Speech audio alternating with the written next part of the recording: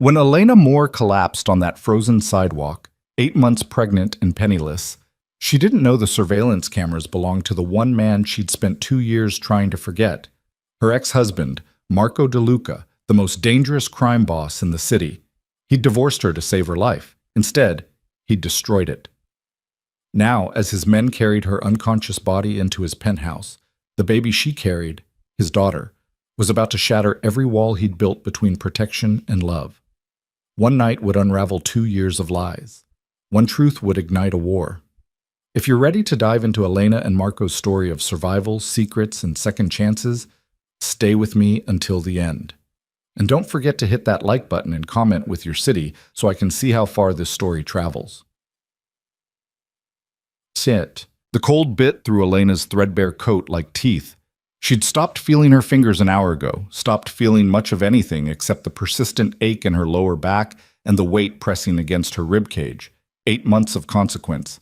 8 months of a secret she carried alone through Detroit's merciless winter. The bus stop bench offered no relief. Elena lowered herself carefully, one hand braced against the graffitied shelter, the other cradling the swell of her belly. Her last shift at the diner had run 4 hours over. Sheila called in sick again, and Elena couldn't afford to say no to the extra tables, the extra tips that barely covered the weekly motel room that smelled of mildew and defeat. She'd eaten today. A piece of toast at 6 in the morning, some crackers a customer left behind around 2. Her stomach had stopped growling weeks ago, replaced by a constant hollow sensation that made her dizzy when she stood too quickly. The baby moved less now. Elena told herself that was normal, that babies slept, that everything was fine. Everything was not fine. 2 years ago, she'd been Elena DeLuca, wife of Marco DeLuca, living in a penthouse that overlooked the city like a kingdom. She'd had everything: security, comfort, a man who looked at her like she was the only light in his dark world. Then one morning, she'd woken to divorce papers on the breakfast table and Marco's cold voice telling her it was over, that she needed to leave, that staying with him would get her killed. She'd believed the killed part. She'd seen enough in their 18 months of marriage to know Marco's world ran on blood and bullets, that his enemies were vicious and his allies were worse.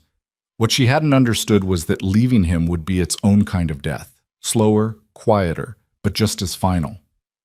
The divorce had been fast, brutally efficient. She'd signed papers she barely read, too shocked to fight, too hurt to argue. Marco's lawyer had handed her a check, a substantial one, and told her to start over, somewhere far from Detroit, somewhere safe. She'd tried. She'd lasted 3 months in a small town in Ohio, working at a library, living in a modest apartment, jumping at every shadow. Then the money ran out faster than she'd planned.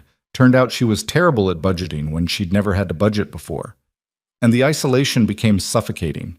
She'd missed the city, missed the noise, missed feeling like she was part of something larger than her own grief. So she'd come back to Detroit. Different neighborhood, different name. She'd reclaimed her maiden name more. Like she could shed DeLuca like a skin that no longer fit. She'd found work at the diner, found the motel, found a way to survive that felt more like drowning in slow motion. Then she'd found out about the baby. 2 pink lines on a gas station pregnancy test, her hands shaking so hard she'd almost dropped it in the toilet. She'd done the math 3 times, 4 times, tracing back through her calendar to that last night with Marco, the night before the divorce papers, when he'd made love to her with something that felt like desperation, like goodbye. She should have told him. That's what reasonable people would say. But reasonable people didn't understand what it meant to be divorced by Marco DeLuca. It meant he'd made a decision, a final one, and Marco's decisions were absolute. He'd cut her out to save her, and dragging him back in would only put them all in danger. Besides, what could he offer? Money she was too proud to take? Protection that came with strings attached to a world she'd been glad to escape? A marriage he'd already declared over? No. Elena had decided to handle this alone, the way she handled everything now. She worked double shifts until her feet swelled and her back screamed. She ate every third meal and told herself the baby was getting what she needed. She ignored the dizzy spells, the way her vision sometimes sparked at the edges, the persistent exhaustion that felt like her bones were turning to sand. Tonight, the exhaustion was winning. The bus was late. 18 minutes now, according to the cracked screen of her phone, a prepaid model she'd bought at a pawn shop, Nothing like the sleek device Marco had given her, the one she'd left on the penthouse counter like all the other pieces of that life. Elena's head felt strange, heavy, and light at the same time. The street light above the bus stop flickered, casting shadows that seemed to move independently. She blinked hard, trying to clear her vision, but the shadows multiplied, dancing at the periphery. She needed to eat, needed to sleep, needed to get to the motel and collapse on the sagging mattress and hope she'd feel better in the morning. The baby kicked, a weak flutter against her ribs.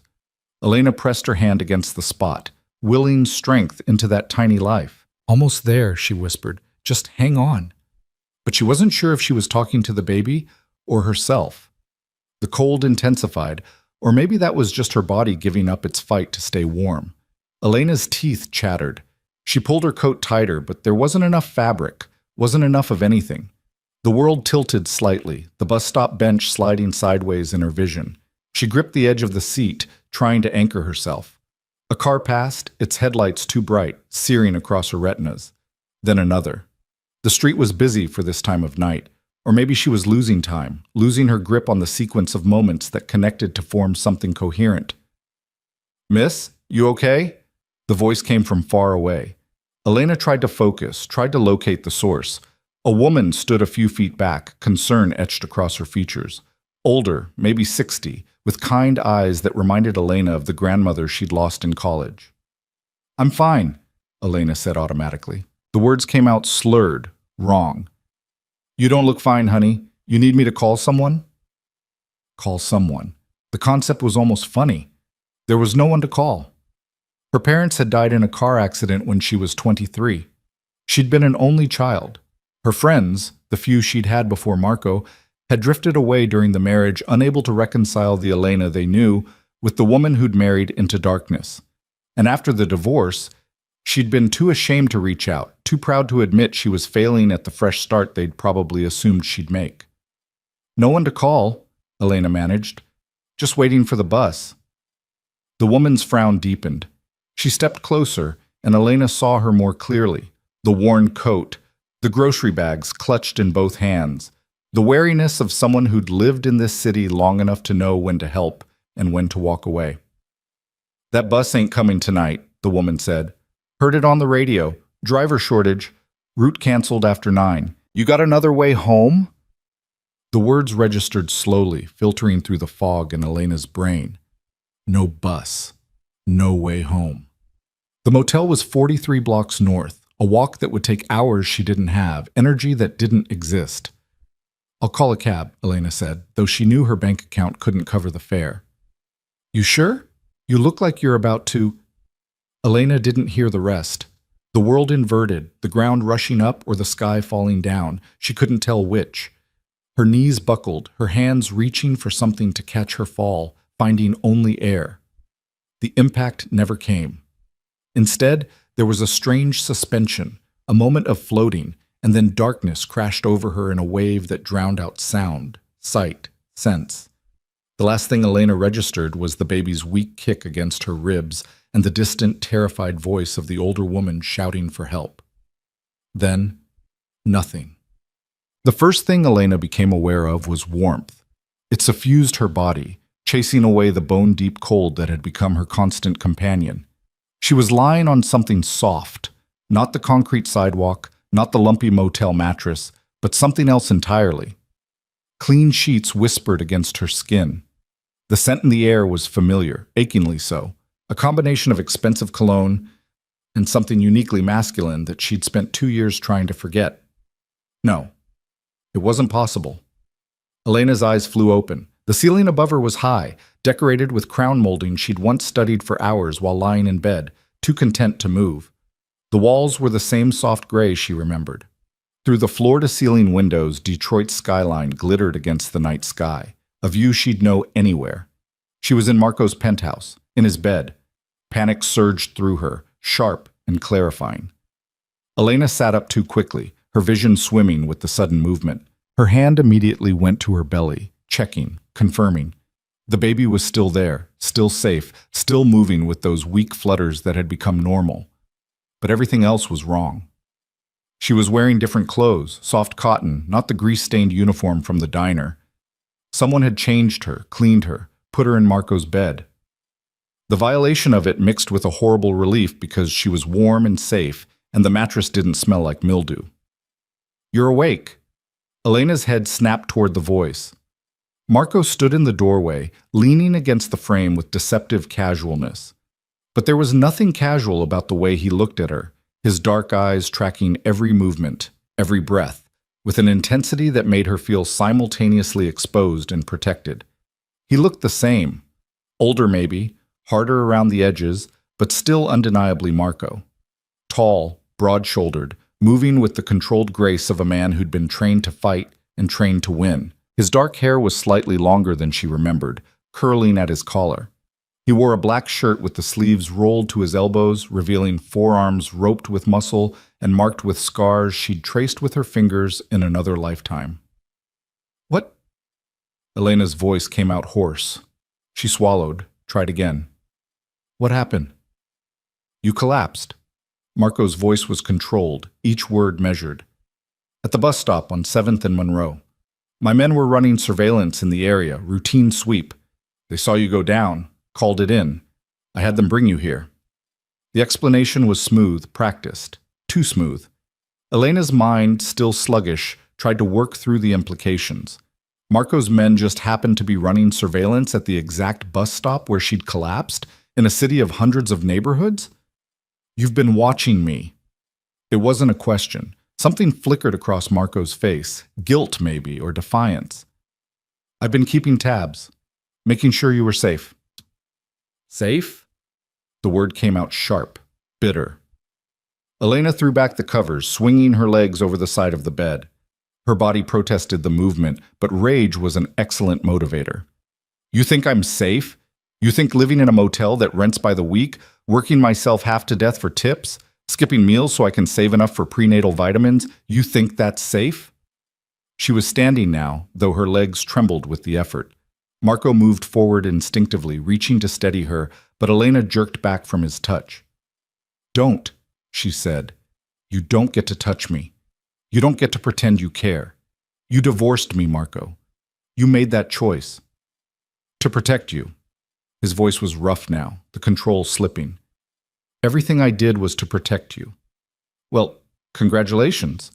Elena gestured at herself, at the obvious swell of her pregnancy, at the way her wrists looked too thin, her face too gaunt. "You protected me right into hell." Marco's eyes dropped to her belly. She watched the realization hit him, watched his expression transform from guarded to shocked to something she couldn't name. "You're pregnant." His voice was barely above a whisper. Brilliant observation. "How far along?" 8 months. She saw him do the math, the same math she'd done 100 times. 8 months meant conception around the time of their divorce. 8 months meant the baby was his. Marco's face went white, then red, emotions battling across his features too fast to track. He took a step back, then another, like the knowledge was a physical blow. "Why didn't you tell me?" Each word sounded torn from him. "Tell you?" Elena laughed, a hollow sound. "You served me with divorce papers and told me to leave the city. You made it very clear you wanted me out of your life. What was I supposed to do? Call you up and say, 'Hey, I know you're done with me, but surprise, you're going to be a father?'" "Yes!" The word exploded from him. "That's exactly what you should have done." "Why?" Elena demanded. "So you could throw money at me, send one of your men to make sure I took care of it, offer to set me up somewhere far away where I wouldn't be an inconvenience?" "So I could take care of you," Marco shouted. Then quieter, devastated, "So I could protect you both." The silence that followed was suffocating. They stared at each other across the expanse of the bedroom, 2 years of hurt and misunderstanding between them like a chasm. Finally, Elena spoke, her voice tired. "I don't want your protection, Marco. That's what got us into this mess in the first place." "Elena? No." She held up her hand. "You made your choice.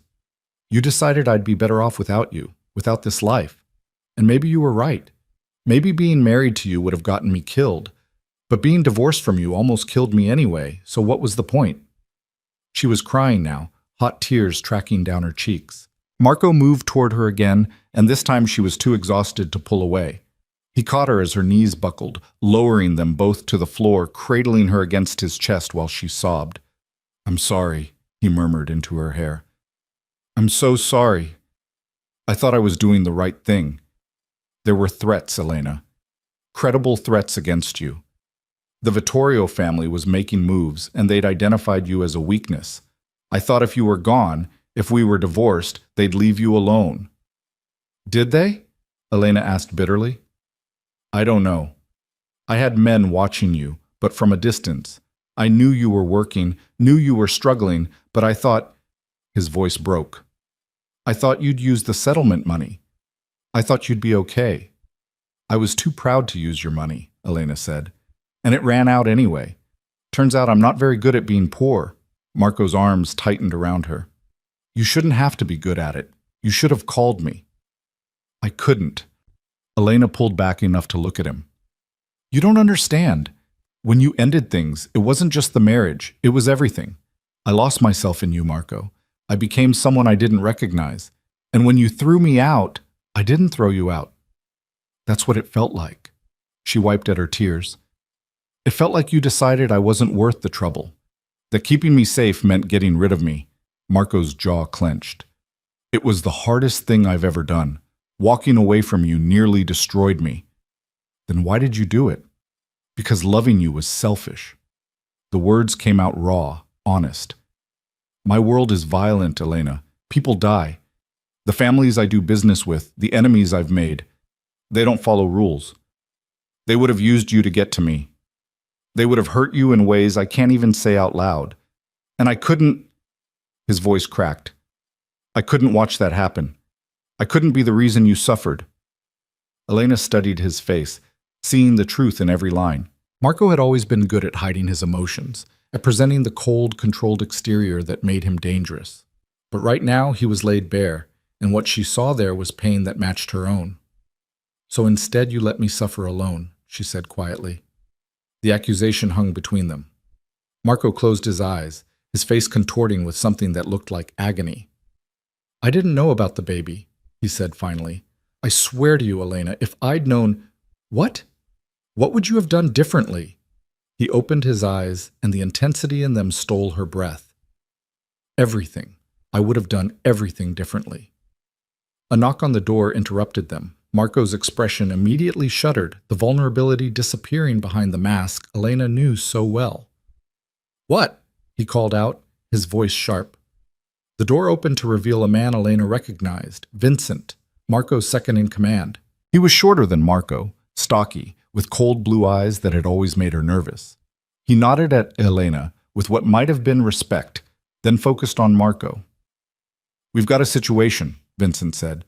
"The Vtorio family knows she's here." Elena felt Marco's body tense against hers. "How?" "Street cameras. They've got people monitoring traffic near all your properties. Her arrival was flagged." "How long do we have?" "Hard to say. Could be hours, could be days. But they know, boss, and they'll move eventually." Marco was silent for a moment, his mind clearly racing through scenarios and strategies. Then he nodded. "Double the security. No one gets within 3 blocks of this building without clearance. And Vincent—" He paused. "Find out who leaked our surveillance locations. Someone told them where to look." Vincent's expression darkened. "You think we've got a rat?" "I think we've had one for a while, and this is confirmation. Handle it." "Consider it done." Vincent glanced at Elena again. "Good to see you, Mrs. DeLuca." "It's more now," Elena said automatically. Vincent's smile was thin. "Not for long, I'd wager." He left, closing the door behind him. Elena pulled away from Marco, struggling to her feet. This time he helped her, his hands gentle on her arms. "I need to leave," she said. "If me being here puts you in danger." "You're not going anywhere," Marco's voice was firm. "You heard Vincent. They already know you're here. Leaving now would just make you an easier target." "But, no." He cupped her face in his hands, forcing her to meet his eyes. "I let you go once, and look what happened. You almost died tonight, Elena. You and our daughter almost died because I was too much of a coward to fight for you." "We don't know it's a girl," Elena said weakly. A ghost of a smile crossed Marco's face. "It's a girl. I can feel it. Despite everything, Elena felt her own lips twitch. That's not how biology works. I don't care. His thumbs stroked her cheeks, wiping away the last of her tears. Boy or girl, that baby is mine. You are mine. And I don't care what threats exist or what wars I have to fight. I'm not losing you again. The declaration should have angered her, should have triggered all her defenses about being owned, about being treated like property. But the way Marco said it, the fierce protectiveness in his voice, didn't feel like possession. It felt like promise. I'm not the same person you married, Elena said. The last 2 years changed me. Good, Marco said. The woman I married was too afraid to push back, too willing to let me make all the decisions. I need you stronger than that now. I need a partner, not a possession. Is that what I'd be? Your partner? If you'll have me. His hands dropped to her shoulders. I know I don't deserve another chance. I know I hurt you, but I'm asking anyway. Stay. Help me figure this out. We'll do it differently this time. No more secrets. No more decisions made in isolation. We face this together. Elena wanted to say yes. Every part of her that had loved this man, that had mourned the loss of him, wanted to lean into the safety he offered. But safety was an illusion, and she'd learned that lesson the hardest way possible. What about the Vtorio family? She asked. What about all the other threats you were trying to protect me from? We handle them.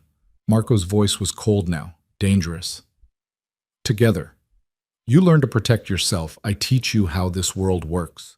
No more sheltering you from reality. You get the truth, all of it, and you help me make decisions. And if I can't handle it, if the truth is too much, then we figure that out too. He stepped closer, his forehead resting against hers.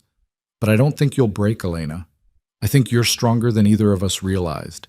You survived 2 years alone, pregnant, with nothing. That takes a kind of strength I didn't give you credit for. The admission cost him, she could tell. Marco wasn't a man who admitted mistakes easily. The fact that he was doing it now, that he was laying himself bare, meant something. I need time, Elena said. To think, to process. Take all the time you need. Marco kissed her forehead gently. But you take it here, where you're safe, where I can make sure you're eating properly and seeing a doctor and not collapsing on frozen sidewalks. Elena almost smiled. Bossy. Always. He pulled back to look at her. Are you hungry? When's the last time you ate? This morning. Toast. Marco's expression turned thunderous. Toast?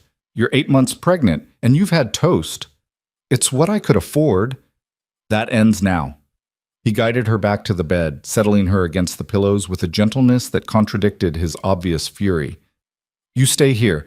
I'm having food brought up, and tomorrow we're seeing my doctor. Marco, not negotiable, Elena. His voice was firm. You want partnership? Fine. But some things I get to be bossy about, and your health is one of them. She should argue, should establish boundaries, make it clear she wouldn't be ordered around. But the bed was soft, and she was so tired, and the idea of someone else making decisions for just a little while was seductive. Fine, she conceded. But this doesn't mean I'm agreeing to anything else. I'm still deciding. Fair enough? Marco headed for the door, then paused. For what it's worth, I never stopped loving you, not for a single day. He left before she could respond, which was probably good because Elena didn't know what to say. Her emotions were a tangled mess, anger and relief and fear and hope all competing for dominance. She looked around the bedroom, cataloging the changes. The photographs of them were gone, probably removed after the divorce. But everything else was the same, like the room had been waiting for her return. The baby kicked, stronger this time, and Elena pressed her hand to the spot. What do you think? She whispered. Should we trust him? The baby kicked again, which Elena chose to interpret as optimism. 20 minutes later, Marco returned with a tray laden with food, soup, bread, fruit, cheese, chocolate. Enough to feed 3 people. He set it on the bed beside her and watched as she ate, his eyes tracking every bite like he was memorizing the sight. When did you last eat? Elena asked between spoonfuls of soup. This morning. Then share this with me. There's too much for one person. Marco hesitated, then grabbed a piece of bread, tearing off chunks and eating them mechanically. They sat in companionable silence, the act of sharing a meal feeling both familiar and strange after so much time apart. I need to know what I'm walking into, Elena said finally. If I stay, and I'm not saying I am, I need to understand the threats. All of them. Marco nodded slowly. Okay, but not tonight. Tonight you rest. Tomorrow we talk about everything, the Vtorio family, the business, the risks. I'll give you the full picture, and you decide if you can live with it. And if I can't? His jaw tightened. Then we figure out an alternative. But Elena, I meant what I said. I'm not letting you go back to that motel. Whatever happens between us, you and the baby are my responsibility. We're not your responsibility, Elena said quietly. We're your family. There's a difference. Something in Marco's expression softened. You're right. You are my family. The only family that matters. Elena finished the soup, the warmth spreading through her body like medicine. Her eyelids were growing heavy, the exhaustion she'd been fighting for months finally catching up with her. Sleep, Marco said, taking the tray. I'll be right down the hall if you need anything. You're not staying? The question slipped out before she could stop it. Marco's eyes darkened with something that looked like longing. Do you want me to? Elena should say no, should establish distance, maintain boundaries. But the bed was big, and she was tired, and the thought of sleeping alone after everything felt unbearable. Just to sleep, she said. Nothing else? Just to sleep, Marco agreed. He disappeared into the bathroom, emerging a few minutes later in sleep pants and a t-shirt. He slid into bed beside her, maintaining careful distance, not touching. But his presence was warm and solid, and Elena found herself relaxing in a way she hadn't in years. Marco? She whispered into the darkness. Yeah? Thank you for finding me, for bringing me here. His hand found hers under the covers, their fingers intertwining. I should have found you sooner. Should have been watching closer. I'm sorry it took you collapsing for me to act. We both made mistakes, Elena said. Yeah. His thumb stroked across her knuckles. But we get to fix them now. Together. Elena closed her eyes, letting herself believe it might be possible. Tomorrow, she'd ask the hard questions. Tomorrow, she'd demand answers about the danger, about what staying would really mean. Tomorrow, she'd be strong and practical and careful. But tonight, she let herself feel safe. The baby kicked one more time, as if in agreement, and Elena drifted off to sleep holding the hand of the man who'd broken her heart, and who might, just possibly, be able to help her put it back together. Outside, Detroit glittered in the darkness, beautiful and dangerous and unforgiving. Somewhere in those streets, enemies were planning, threats were forming, violence was brewing. But up in the penthouse, wrapped in warmth and possibility, Elena Moore, or DeLuca, or whoever she'd become, allowed herself one night of peace. The war could wait until morning. Elena woke to sunlight streaming through floor-to-ceiling windows and the unfamiliar sensation of feeling rested. For a moment, she forgot where she was, forgot the collapse, the rescue, the confrontation. Then she registered the expensive sheets, the skyline view, and the empty space beside her where Marco had slept. She sat up carefully, her hand going automatically to her belly. The baby was awake too, moving with more energy than she'd felt in weeks. Maybe proper rest and a full meal made a difference. Or maybe it was the absence of constant stress, the knowledge that for one night at least, she hadn't had to worry about where her next meal would come from or whether the motel room door would hold against intruders. The bedroom door opened, and Marco appeared carrying another tray. He looked like he'd been awake for hours, showered, dressed in dark slacks and a crisp white shirt, every inch the powerful man she remembered. But his eyes were tired, shadowed with something that might have been worry. "Morning," he said, setting the tray on the nightstand. "I had breakfast brought up. The doctor will be here in an hour." Elena eyed the spread, eggs, fruit, yogurt, fresh juice. Her stomach growled audibly. "You really don't do anything halfway, do you?" "Not when it comes to you." Marco settled into the chair beside the bed, watching as she reached for the plate. "How do you feel?" "Better?" She took a bite of scrambled eggs, nearly moaning at the taste. "These are incredible." "Chef Marcus, He's been with me for 3 years, makes everything from scratch. The casual mention of live-in staff reminded Elena of the gulf between Marco's world and the one she'd been surviving in. She'd once had access to this life, personal chefs, drivers, security, anything money could buy. Walking away from it had been harder than she'd admitted, and not just because of the financial struggle. You said we'd talk today, Elena said between bites, about the threats, about what staying here really means. Marco's expression grew serious. I did. But first I need you to see the doctor. Make sure you and the baby are healthy. I'm fine. Elena. His voice was gentle but firm. You collapsed last night from exhaustion and malnutrition. You're 8 months pregnant and you've been living in a motel, working double shifts, skipping meals. You're not fine, and we both know it. The truth stung, but Elena couldn't argue. She finished the eggs in silence, then moved on to the fruit. Marco watched her eat with an intensity that should have been uncomfortable but somehow wasn't. There was nothing predatory in his gaze, just concern, deep and genuine. After the doctor, she said finally, we talk. No more delays. Agreed. The doctor arrived exactly an hour later, a woman in her 50s with kind eyes and competent hands. Doctor. Sarah Chen had been Marco's personal physician for years, Elena remembered. She'd treated various injuries that Marco's men sustained, asked no questions, and kept perfect confidentiality. Elena, Dr. Chen said warmly, setting down her medical bag. It's good to see you again, though I wish it were under better circumstances. The examination was thorough and uncomfortable. Dr. Chen checked Elena's blood pressure, drew blood for testing, listened to the baby's heartbeat with a portable monitor. The steady thump-thump filled the room, and Elena saw Marco's expression transform, awe and fear, and something fiercely protective all at once. The baby's heartbeat is strong, Dr. Chen said. But Elena, your blood pressure is elevated, and you're severely underweight for this stage of pregnancy. When was your last prenatal appointment? Elena's cheeks burned. 6 weeks ago, at the free clinic on 10th Street. And before that? I had a few appointments early on. Then I couldn't afford them anymore. Dr. Chen's expression remained neutral, but Elena caught the quick glance she exchanged with Marco. I'm going to need to run more comprehensive tests.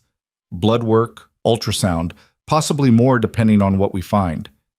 You're at risk for several complications, preeclampsia, anemia, preterm labor. The baby seems healthy now, but if we don't address your nutrition and stress levels, that could change quickly. What do you need from me? Marco asked. Get her eating properly. 3 full meals a day, high protein, plenty of fluids, complete bed rest for the next 48 hours while we wait for test results. And I want to see her twice a week until delivery. Dr. Chen turned to Elena. You're due in about 4 weeks? 5, according to my last ultrasound. We'll do another one today to confirm. I'll be back this afternoon with the portable machine and a full lab setup. Dr. Chen started packing her equipment. Marco, can I speak with you outside? They stepped into the hallway, but the door didn't close completely. Elena heard fragments of their conversation. High risk, monitoring, stress factors. Marco's responses were too low to make out, but his tone was clear enough. He was worried. When they returned, Dr. Chen's smile was professional but warm. You're going to be fine, Elena, but you need to let people help you. No more trying to do everything alone. After the doctor left, Elena found herself alone with Marco again. He sat on the edge of the bed, his hands clasped between his knees, looking uncharacteristically uncertain. You promised me answers, Elena said. Start talking. Marco took a breath, then began. The Vtorio family has been trying to expand into Detroit for the last 3 years. They're based in Chicago, but they want a foothold here, my territory. I've been pushing back, which has made me a target. I know that much. You told me before we divorced. What I didn't tell you was how personal it got.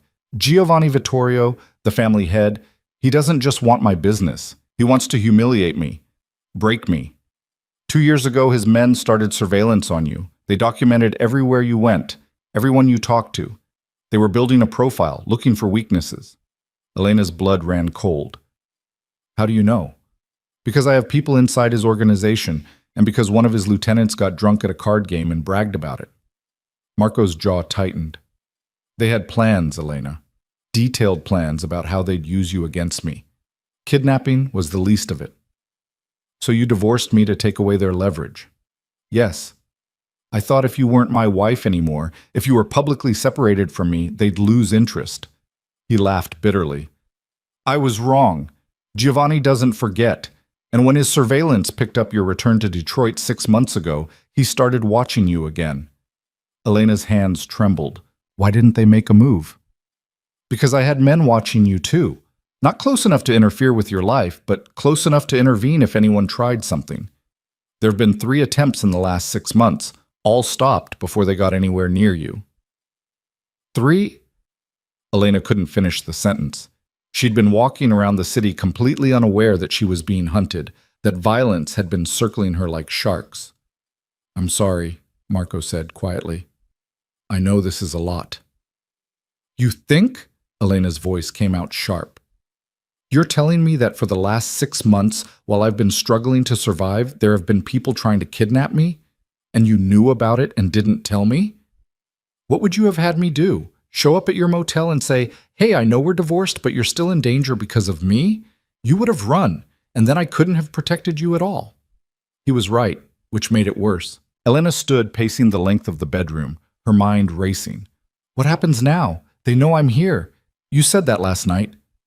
Now we adapt. Marco stood too, but kept his distance. The Vtorio family will make their move eventually. Could be a direct attack on this building, could be something more subtle. But they will come, and we need to be ready. Ready how? Increased security, fortified positions, and… Marco hesitated. You learn to protect yourself. Elena stopped pacing. You want to teach me to fight? I want to teach you to survive. How to shoot. How to identify threats.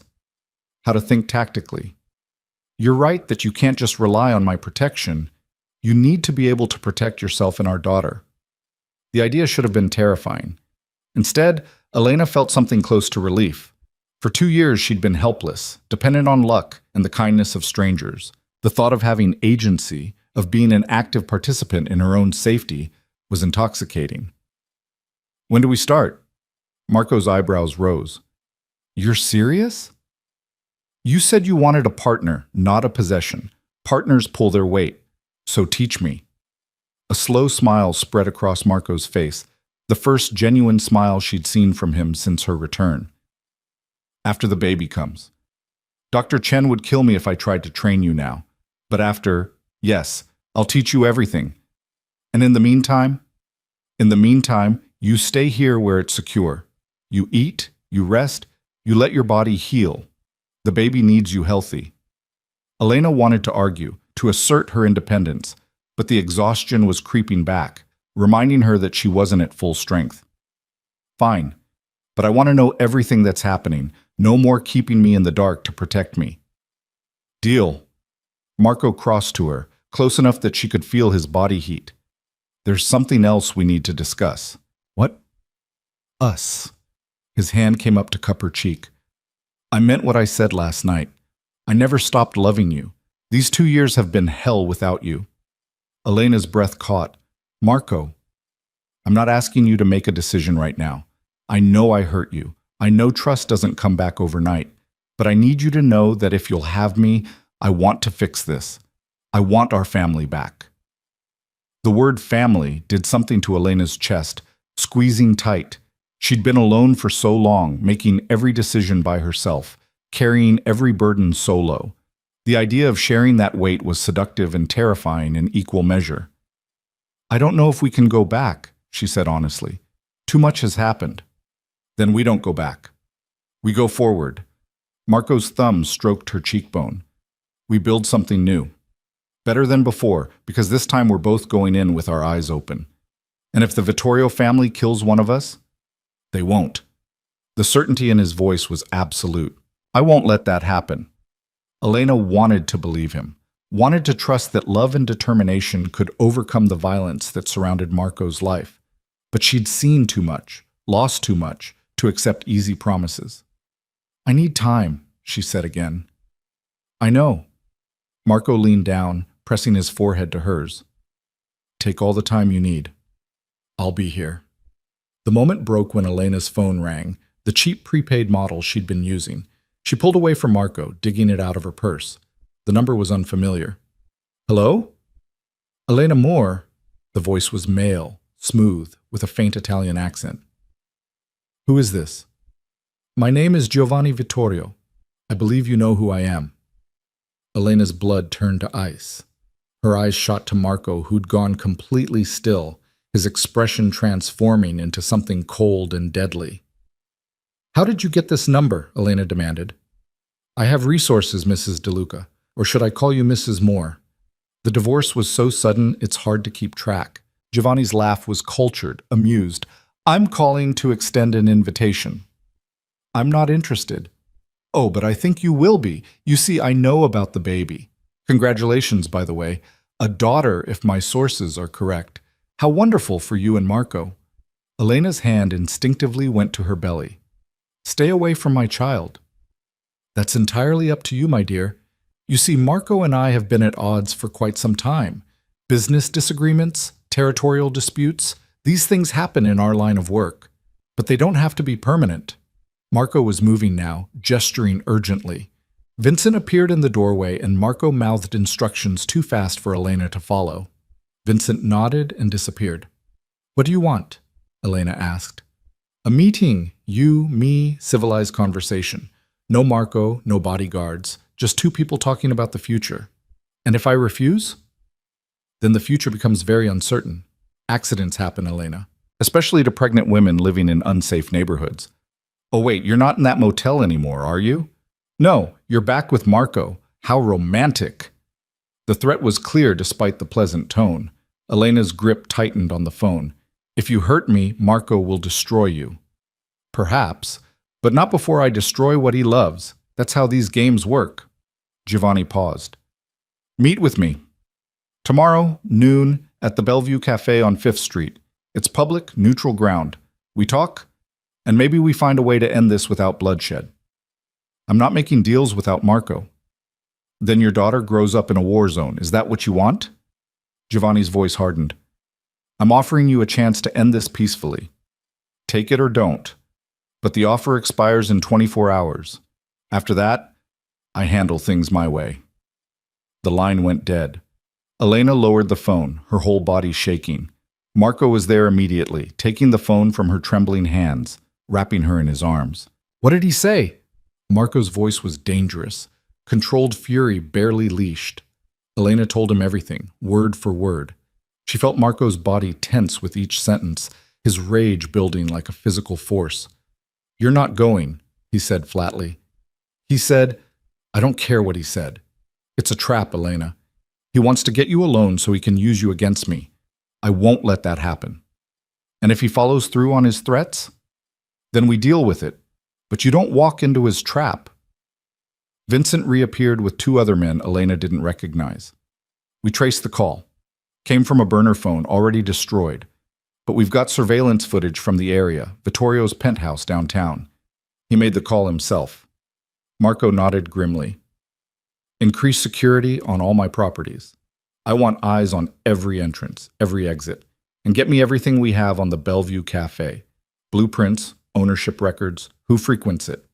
If Elena's going to meet him, we're going prepared. Wait.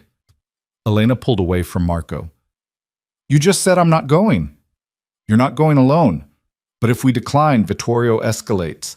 He's forcing a confrontation either way. Marco's eyes were cold, calculating. So we give him a meeting, but on our terms. How? You wear a wire. I have men positioned throughout the cafe, invisible but ready. You go in, you listen to what he has to say, you leave. If he tries anything, my men intervene. Elena's heart was pounding. And if he searches me for a wire? He will, Vincent interjected. Vtorio's paranoid. He'll have someone pat you down before you sit. Then we use a different approach. Marco was thinking out loud now, his mind working through scenarios. What if we don't hide the fact that I'm watching? What if I'm there, visible, at another table? It keeps the meeting public, keeps him from trying anything obvious, but still gives you the face-to-face he wants. He specifically said no you, no bodyguards. And you think he'll follow those same rules? Marco shook his head. Giovanni will have his own men there. This is all theater. He wants you to feel isolated and vulnerable. We don't give him that. Elena tried to think through the angles, but her mind kept snagging on one detail. Why does he want to meet me at all? What can I possibly give him that he doesn't already have? The silence that followed was heavy. Marco and Vincent exchanged a look that made Elena's stomach drop. Tell me, she demanded. Marco sighed. Giovanni thinks you're my weakness. He wants to assess you, see if you can be turned against me. He'll offer you things, protection for you and the baby, money, a way out of this life. He'll try to convince you that staying with me is dangerous for your daughter. And he'd be right, Elena said quietly. Staying with you is dangerous. Yes, Marco agreed, his voice rough. It is, which is why I'll understand if you take his offer. Elena stared at him. You think I'd betray you? I think you'd do anything to protect our child. I think you're smart enough to recognize when you're outmatched. And I think Giovanni is very good at making his offers sound reasonable. Marco's expression was carefully neutral, but Elena could see the fear underneath.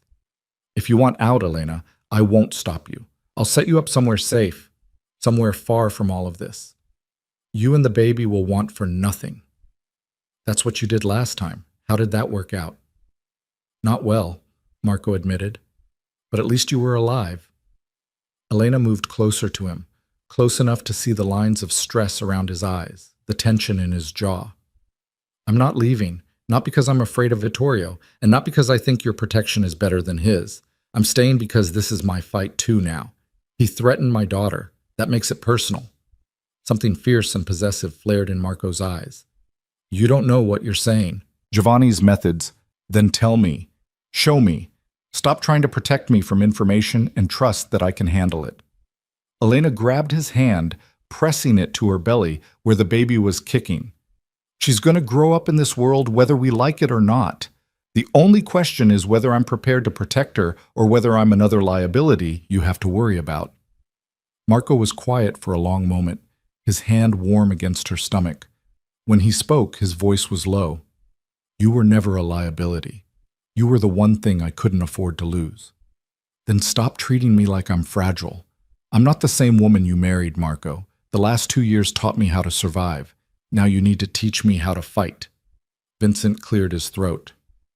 Boss, we need to make a decision about tomorrow. If we're doing this, we need to start preparations now. Marco's eyes never left Elena's face. We're doing this.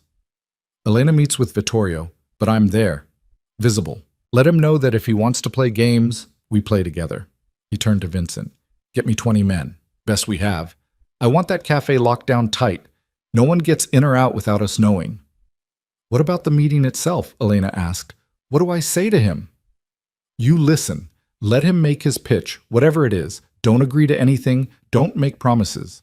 Just gather information. Marco's jaw tightened. And if he threatens you or the baby directly, you walk out. My men will cover your exit. He won't threaten directly, Vincent said. Vittorio's too smart for that. He'll be charming, persuasive. Make it sound like he's offering salvation. Then Elena needs to be smarter. Marco looked at her. Can you do this?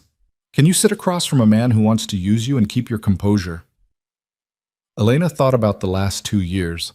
The humiliation of being broke, the fear of being alone and pregnant, the exhaustion of working herself to collapse. She'd survived all of that without breaking. One conversation with a mobster didn't scare her. I can do it, she said firmly. Dr. Chen returned that afternoon with enough medical equipment to stock a small clinic. The ultrasound took 45 minutes, with the doctor examining every detail of the baby's development. Elena watched the screen, seeing her daughter's profile, the tiny hands that moved restlessly, the strong heartbeat that filled the room. Everything looks good, Dr. Chen said finally. She's measuring small, but that's expected given your nutritional state. We'll get you back on track and she'll catch up. She? Elena's voice caught. You're sure? Dr. Chen smiled. 99% sure, congratulations. You're having a daughter. Marco, who'd been standing in the corner trying to stay out of the way, made a sound like he'd been punched. Elena looked over to see his eyes bright with unshed tears. his expression a mixture of joy and terror. A daughter, he repeated softly. After Dr. Chen left with instructions for nutrition and rest, Elena found herself alone with Marco again. He sat beside her on the bed, staring at the ultrasound photo like it held the secrets of the universe. I don't know how to do this, he admitted. How to be a father. My own father was... He stopped, shook his head. He wasn't someone I want to emulate. So you do better. Elena took his hand. You already are better. You're here, you're present, you care. That's more than a lot of fathers manage. What if I can't protect her? What if something happens and then we handle it together? That's what partners do, right? Elena squeezed his fingers. Stop trying to carry everything alone, Marco. Let me help. He looked at her then, really looked, and Elena saw the vulnerability he usually kept hidden. Marco De Luca, feared crime boss, was terrified of failing his daughter before she was even born. I love you, he said suddenly. I know I have no right to say that after everything, but it's true. I love you, and I'm going to spend the rest of my life proving you made the right choice by staying. Elena's throat tightened. She wasn't ready to say the words back. Too much hurt stood between them still, but she could offer something else. Ask me again after the meeting tomorrow, she said. After I've faced Vtorio and we're both still standing, then we'll talk about the future. Marco nodded, accepting the boundary. They spent the rest of the evening planning for the next day's meeting, going over scenarios, discussing signals, establishing exit strategies. Vincent and his men came and went, reporting on surveillance, confirming positions, running through contingencies. By the time Elena finally climbed into bed, exhaustion dragged at her bones. But it was a different kind of tired than she'd felt at the motel, purposeful, like she'd accomplished something instead of just surviving another day. Marco joined her, and this time Elena didn't hesitate before curling into his side, her head on his chest. His arms came around her immediately, protective and warm. Whatever happens tomorrow, Elena whispered, we face it together. Together, Marco agreed, his lips brushing her forehead. Outside, the city hummed with late-night energy. Somewhere in those streets, Giovanni Vtorio was making his own plans, moving his own pieces on the board. But in Marco's penthouse, wrapped in his arms with their daughter safe between them, Elena felt something she hadn't experienced in 2 years. She felt ready. The morning of the meeting arrived with deceptive calm. Elena woke early, her mind already racing through the day ahead. Marco was already awake beside her, his eyes open and staring at the ceiling, clearly having spent the night running through his own scenarios of what could go wrong. Second thoughts? He asked without looking at her. About a dozen. Elena sat up, her hand automatically going to her belly. The baby was quiet this morning, as if sensing the tension. But I'm still going. Marco finally turned his head, studying her face. You don't have to prove anything, Elena. Not to me, not to Vtorio, not to anyone. I'm not trying to prove anything. I'm trying to end this before our daughter is born into an active war. She met his eyes. That's worth the risk. He reached over, tucking a strand of hair behind her ear. You're braver than I gave you credit for. I'm sorry it took me so long to see it. You're forgiven. Now tell me again what I'm walking into. They went over the plan 3 more times during breakfast. Vincent joined them, bringing detailed surveillance photos of the Bellevue Cafe, every entrance, every exit, every blind spot. Marco's men would be positioned as customers, waitstaff, even a fake utility worker on the street outside. Elena would never be more than 15 feet from armed protection. Vtorio will have his own people there, Vincent reminded her. At least 6 that we've identified from his usual security detail. They'll be watching for our guys, and our guys will be watching them. It's going to be tense. What's my role exactly? Elena asked. Beyond just showing up? Marco leaned back in his chair, his expression thoughtful. Giovanni wants to assess you. He'll try to charm you first. That's his style. He'll be polite, sophisticated, make you feel like you're having a reasonable conversation with a reasonable man. Don't buy it. Then what? He'll probe for weaknesses. Ask about your relationship with me, about the divorce, about how you've been living. He's looking for leverage, something he can use to drive a wedge between us. Marco's jaw tightened. He'll probably offer you protection, money, a way out. Make it sound like I'm the problem and he's the solution. And when I refuse, that's when it gets interesting. He'll either escalate the threats or he'll reveal his real agenda. Vincent pulled out another photo, this one showing Giovanni Vtorio himself. He was in his mid-50s, silver-haired and distinguished-looking, more like a banker than a crime boss. Don't let the appearance fool you. Giovanni's killed more people than most men have met. He just does it with a smile. Elena studied the photo, memorizing the face. What's his real agenda? What does he actually want from this meeting? Marco and Vincent exchanged a look. We're not entirely sure, Marco admitted. Giovanni doesn't make moves without multiple objectives. The meeting could be a genuine attempt at negotiation, or it could be misdirection while he makes a play elsewhere. Or, he paused, clearly reluctant to continue. Or what? Or he wants to see if you're worth taking, not just as leverage, but as a prize. Marco's voice had gone cold. Giovanni collects things: art, cars, businesses, people. If he thinks you're valuable enough, he might try to acquire you permanently. The implication made Elena's skin crawl. You mean kidnap me? Among other possibilities, Vincent's tone was matter-of-fact. That's why we're going heavy on security. If he tries anything, we shut it down immediately. Elena absorbed this, forcing herself to think tactically rather than emotionally. If he did try to take me during the meeting, what would that look like? How would it happen? Marco seemed surprised by the question, but answered it. Most likely scenario. He'd have a doctor standing by to sedate you, then his men would move you to a waiting vehicle. The whole thing would take less than 3 minutes.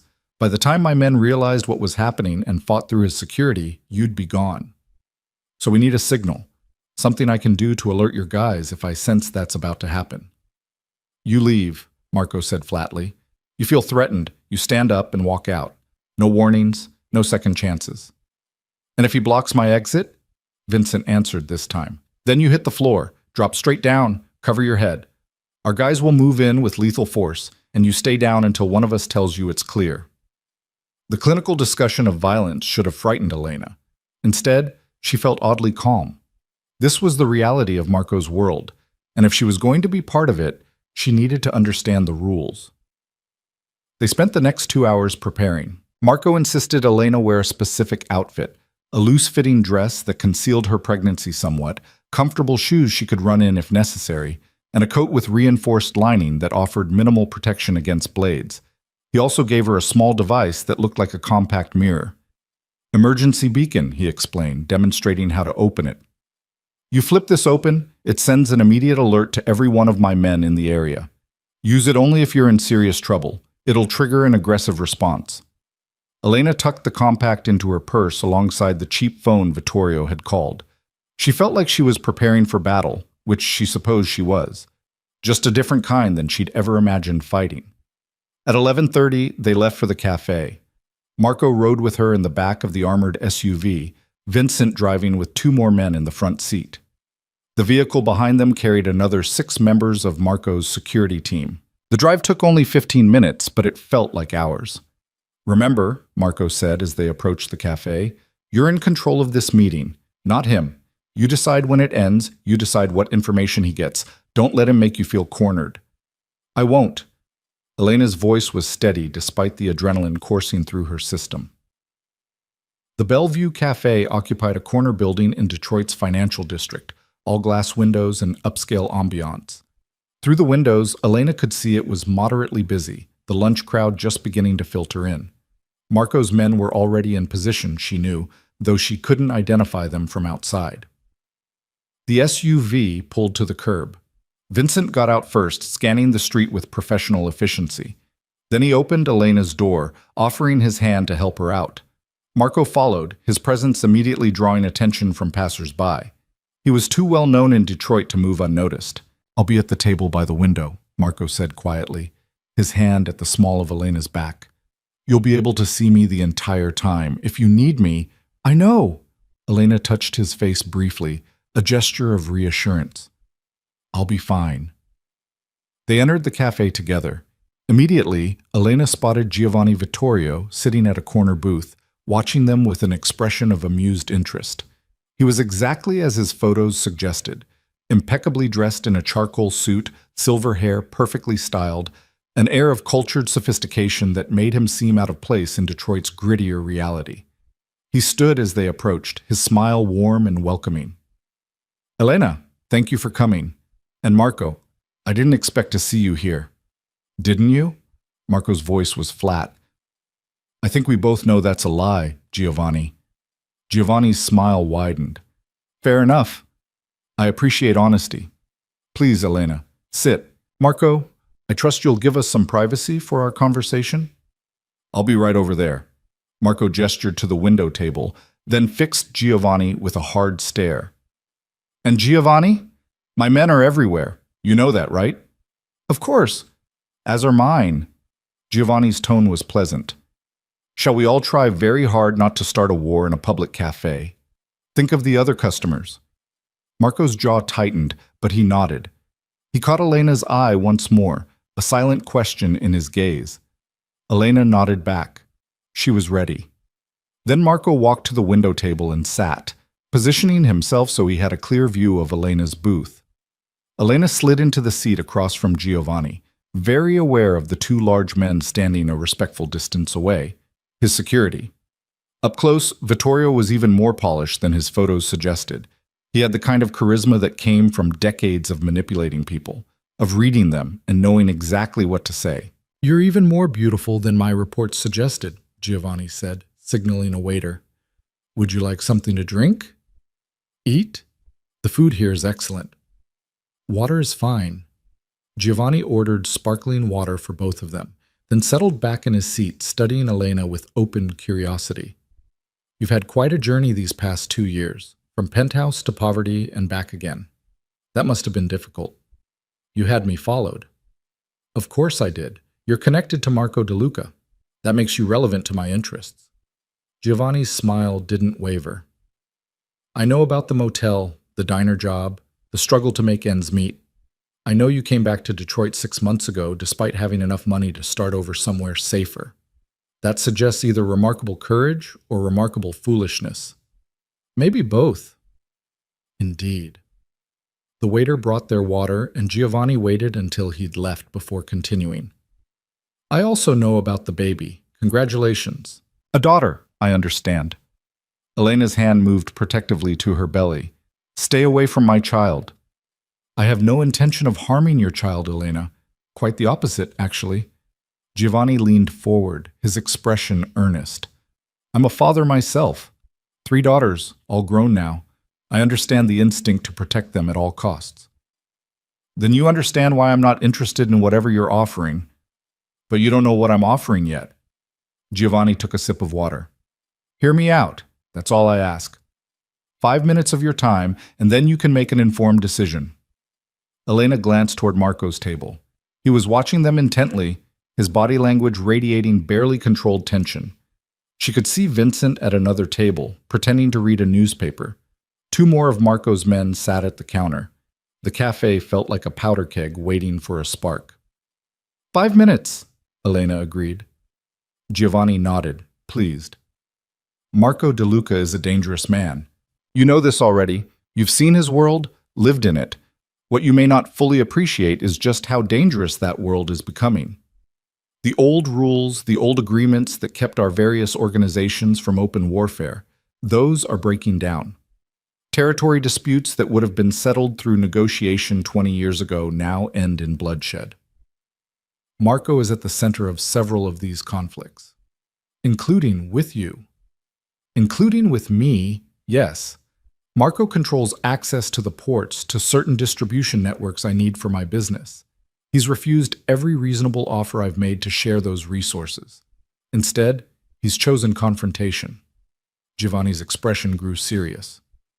That confrontation will escalate, Elena. It's inevitable.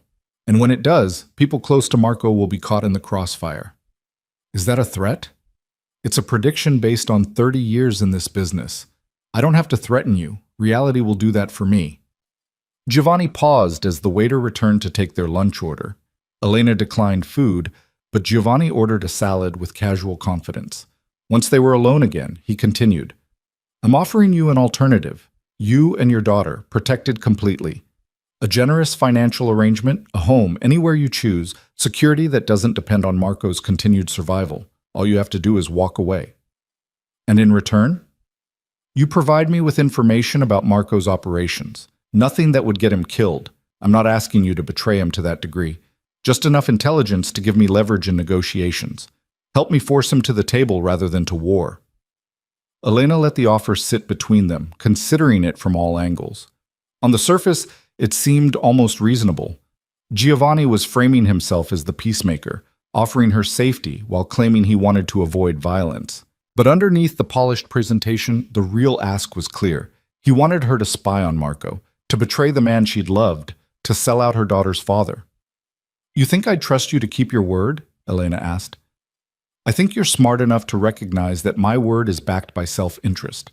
If I harmed you or your daughter after promising protection, my reputation would be destroyed. No one would trust me again.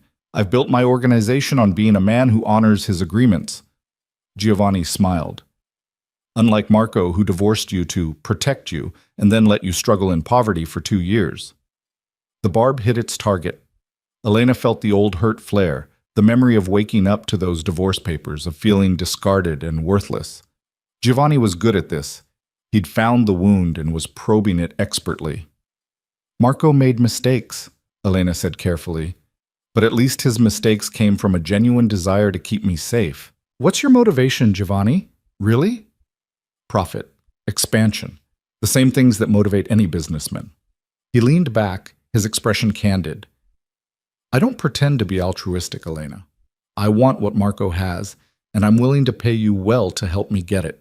The fact that it also removes you from a dangerous situation is simply good fortune for both of us. And if Marco agrees to your terms, if you get your negotiation and your access to his resources, then I have no further need of you, and you're free to live your life however you choose. With him, without him, that would be entirely your decision." Elena glanced toward Marco again. He was gripping his water glass so hard she was surprised it didn't shatter. He knew what Giovanni was doing, knew the exact pitch being made, and it was killing him not to intervene.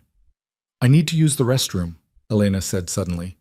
Giovanni's eyebrows rose slightly. "Of course. It's just through that door. I know where it is." Elena stood, feeling the eyes of every security person in the cafe track her movement. She walked toward the back hallway, very aware that she was moving out of Marco's direct line of sight. The hallway was empty except for one of Giovanni's men standing near the emergency exit. He nodded at Elena as she passed, his hand resting casually on the bulge under his jacket that suggested a concealed weapon. Elena pushed into the women's restroom, her heart pounding. She went to the sink, running cold water over her wrists, trying to steady herself. Giovanni's offer had been exactly what Marco predicted, reasonable on the surface, poisonous underneath. But what unsettled Elena wasn't the offer itself. It was how tempting it was. Not the betrayal part. She had no intention of spying on Marco. But the idea of being free from all of this, of raising her daughter somewhere safe and quiet, away from territories and violence and constant threat, that was seductive. For a moment, she let herself imagine it. A small house in a peaceful town. A normal life. Her daughter growing up without knowing what her father really did. The bathroom door opened and a woman entered, mid-30s, professionally dressed. She smiled at Elena, then went into a stall. Normal, civilian. Someone whose biggest worry was probably an afternoon meeting or what to make for dinner. Elena looked at herself in the mirror. Her reflection showed someone she barely recognized, still too thin despite 2 days of Marco's chef's cooking, dark circles under her eyes, but something else too. A hardness that hadn't been there 2 years ago. The struggles had changed her, stripped away the naivete that had made her think love alone could sustain a marriage in Marco's world. The woman emerged from the stall, washed her hands, and left. Elena was alone again.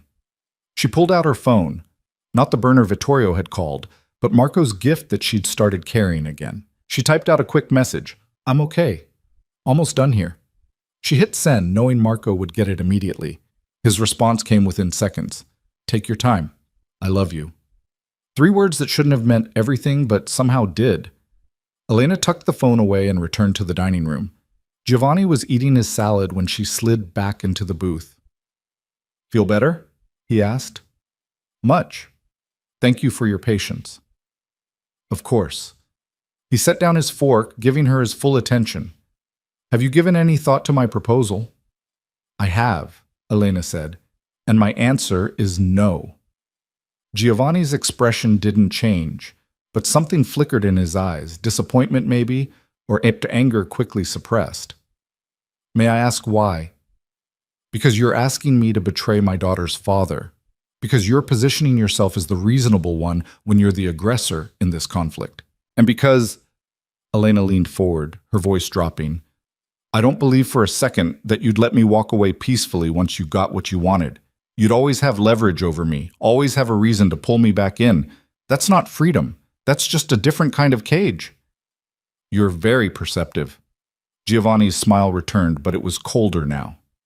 Marco chose well when he married you. It's a shame he was foolish enough to let you go. He didn't let me go. He pushed me away thinking it would save my life. And maybe he was right. Maybe staying married to him would have gotten me killed, but at least he was honest about the danger. You're trying to dress up the same threats in prettier packaging. The difference is that I'm offering you a genuine choice. Stay with Marco and watch this war unfold around your daughter, or take my protection and give her a chance at normalcy. There's a third option, Elena said. I stay with Marco, and we end this war on our terms. Giovanni laughed, genuine amusement in the sound. And how exactly do you plan to do that? I have no idea, but I know I'm not doing it by selling out to you. Elena stood, signaling the end of the meeting. Thank you for the water, and Giovanni, if you come after my daughter, I will kill you myself. The threat should have been laughable coming from a pregnant woman with no combat training facing a powerful crime boss. But Elena delivered it with such absolute conviction that Giovanni's smile faded completely. I believe you would try, he said quietly, which makes you even more dangerous than I anticipated. Be careful, Elena. Women like you don't survive long in this world. Then I guess I'll have to be the exception.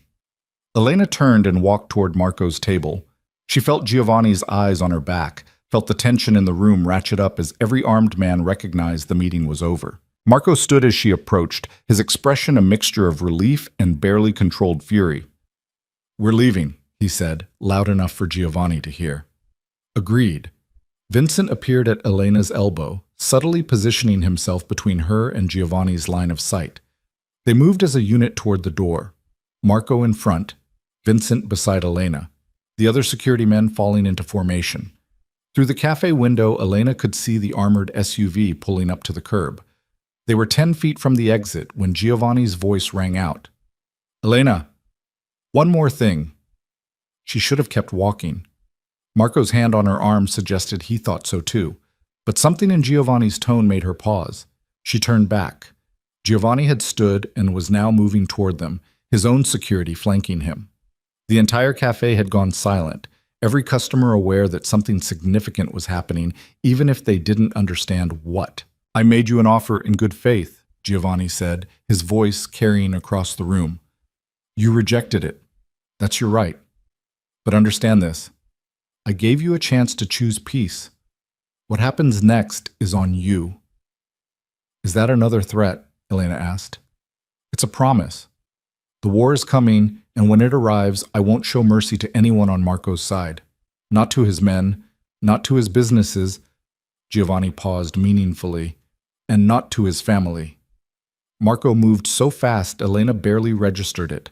One moment he was beside her, the next he had Giovanni by the throat, slamming him back against the wall. Both sets of security personnel drew weapons, a dozen guns suddenly trained in various directions.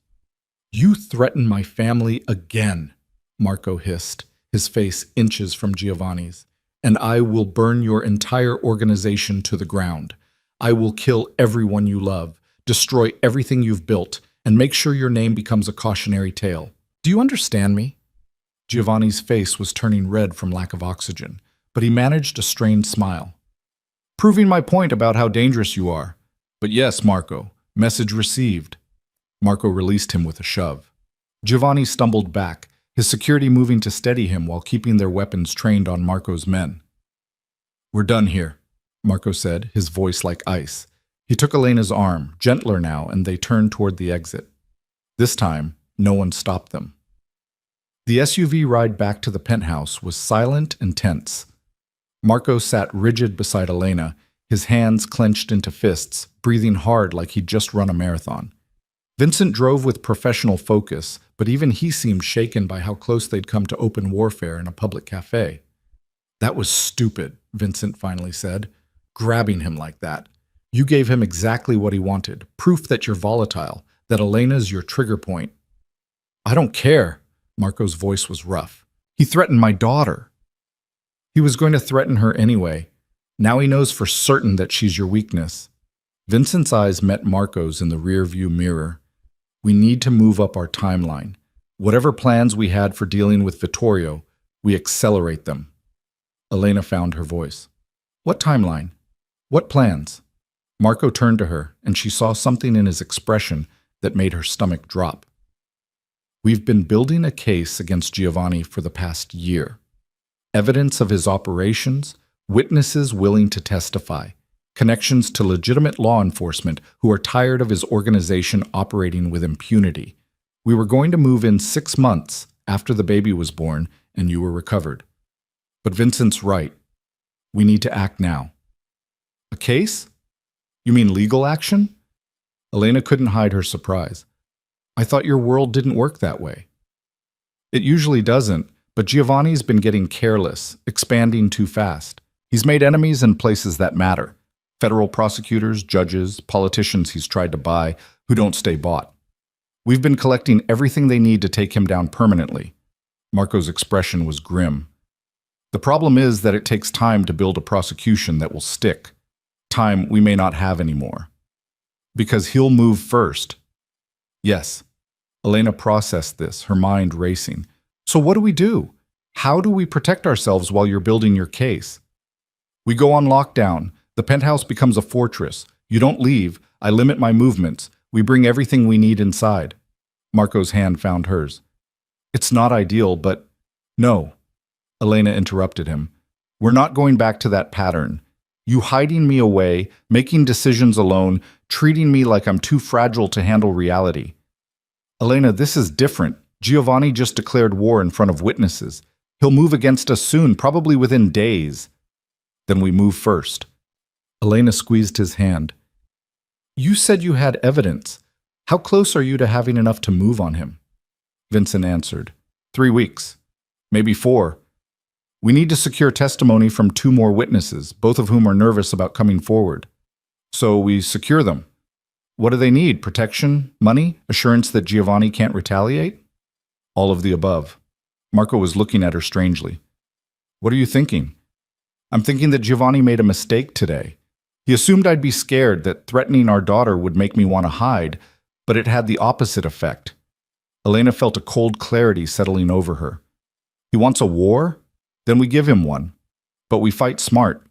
We use the law, we use his own expansion against him. We hit him where he's weakest instead of playing to his strengths." Marco's expression shifted from worry to something that looked like pride. "You're talking about strategy." "I'm talking about survival. Our daughter deserves better than being born into a battlefield." Elena looked between Marco and Vincent. "So, tell me everything. The evidence, the witnesses, the timeline. All of it. And then we figure out how to compress 4 weeks into 4 days." Vincent pulled the SUV into the underground garage of Marco's building. As they got out, Elena noticed the increased security. Armed men at every entrance, cameras that hadn't been there before, reinforced barriers. Marco wasn't taking chances. They rode the elevator up in silence. When they entered the penthouse, Elena was surprised to see a conference table had been set up in the living room, covered with papers, photographs, and files. 3 men she didn't recognize stood as they entered. "Elena, these are my senior advisors," Marco said. "David handles our legal strategies, Thomas manages intelligence, and Robert coordinates with law enforcement. Gentlemen, this is Elena. She'll be joining our planning sessions from now on." If the men were surprised, they hid it well. They nodded respectfully, then waited for Marco's lead. "Show her everything," Marco said. "Every file, every piece of evidence, every risk. No more secrets." For the next 3 hours, Elena got a comprehensive education in how to destroy a criminal empire legally. The files on Giovanni were extensive, detailed records of his operations, financial transactions that proved money laundering, testimony from victims of his enforcement tactics, connections to politicians that constituted bribery and corruption. The challenge isn't the evidence, David explained. He was older, maybe 60, with the careful demeanor of someone who'd spent decades navigating legal complexities. We have more than enough to prosecute. The challenge is keeping witnesses alive long enough to testify and finding a prosecutor willing to take the case knowing the risks. We have a prosecutor, Thomas interjected. He was younger, intense, with the bearing of former military. Federal attorney named Sarah Chen. She's been building cases against organized crime for 10 years, and she wants Giovanni badly. But she needs her witnesses protected, real protection, not promises. Can we do that? Elena asked. Normally? Yes, but Giovanni's reach is extensive. He has people inside police departments, federal agencies, even protective custody programs. Keeping witnesses safe requires resources and absolute discretion. Thomas pulled out a map marked with various locations. We'd need to move all of them simultaneously before Giovanni realizes what's happening. That kind of coordination takes time. Or money. Elena studied the map. How many witnesses? 5 total. 2 have already been secured in different states under false identities. The other 3 are still in Detroit, still vulnerable. So we move them, tonight. Elena looked at Marco. You have the resources, right? Safe houses, transportation, new identities? We do, but moving that fast is our only option if Giovanni's about to strike. Elena's voice was firm. We can't sit here fortifying the penthouse while people who are willing to testify against him get killed. That makes us no better than him. Marco studied her for a long moment, then nodded slowly. You're right. Thomas, coordinate with our contacts. I want all 3 witnesses moved by midnight tonight.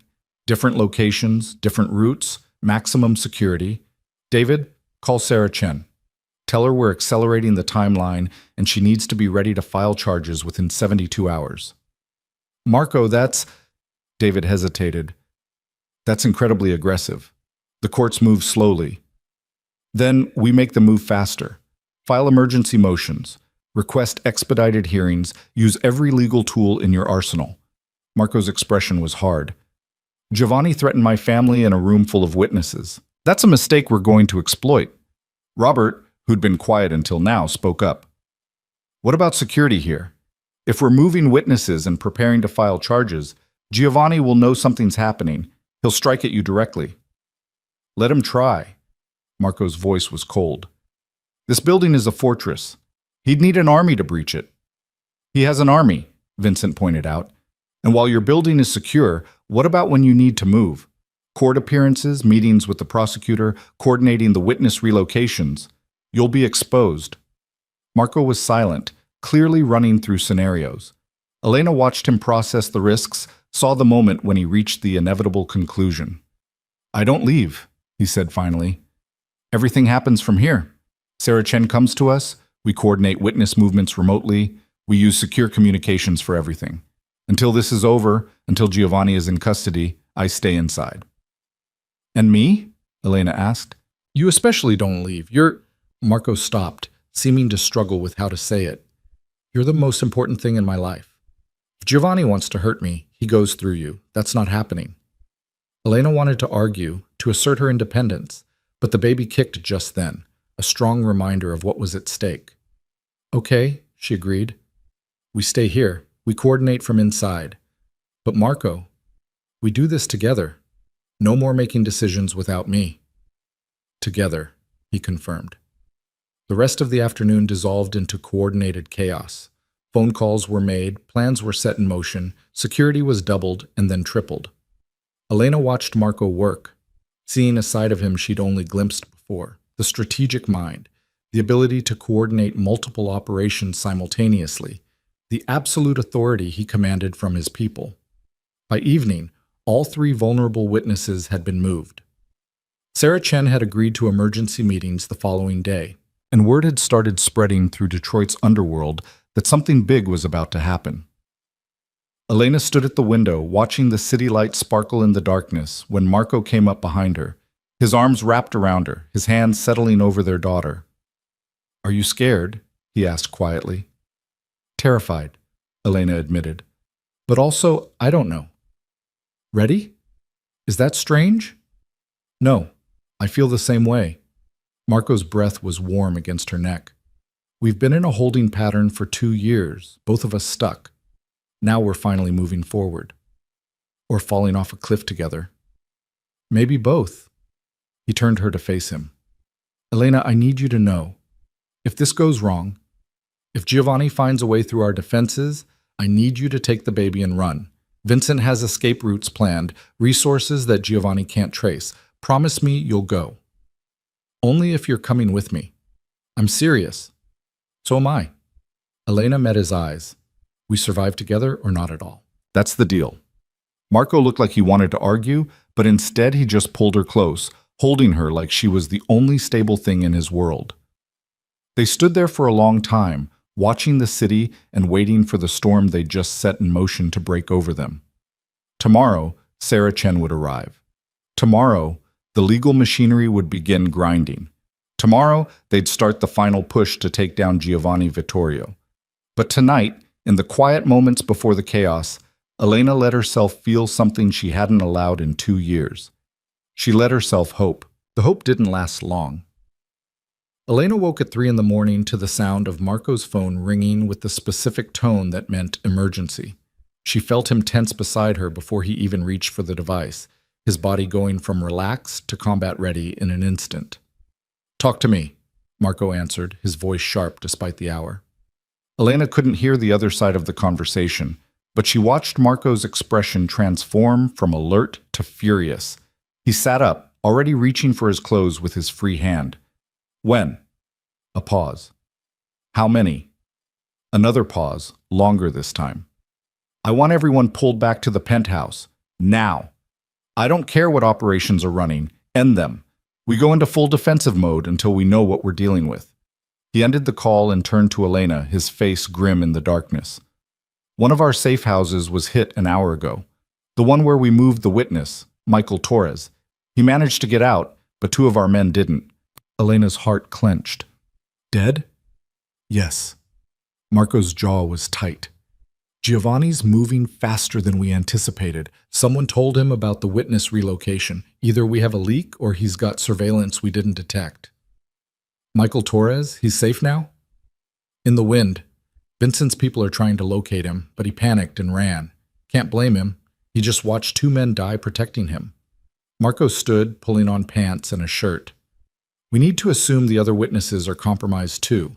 I'm having them moved again, different locations, and we're stripping down the team to only people I'd trust with my life.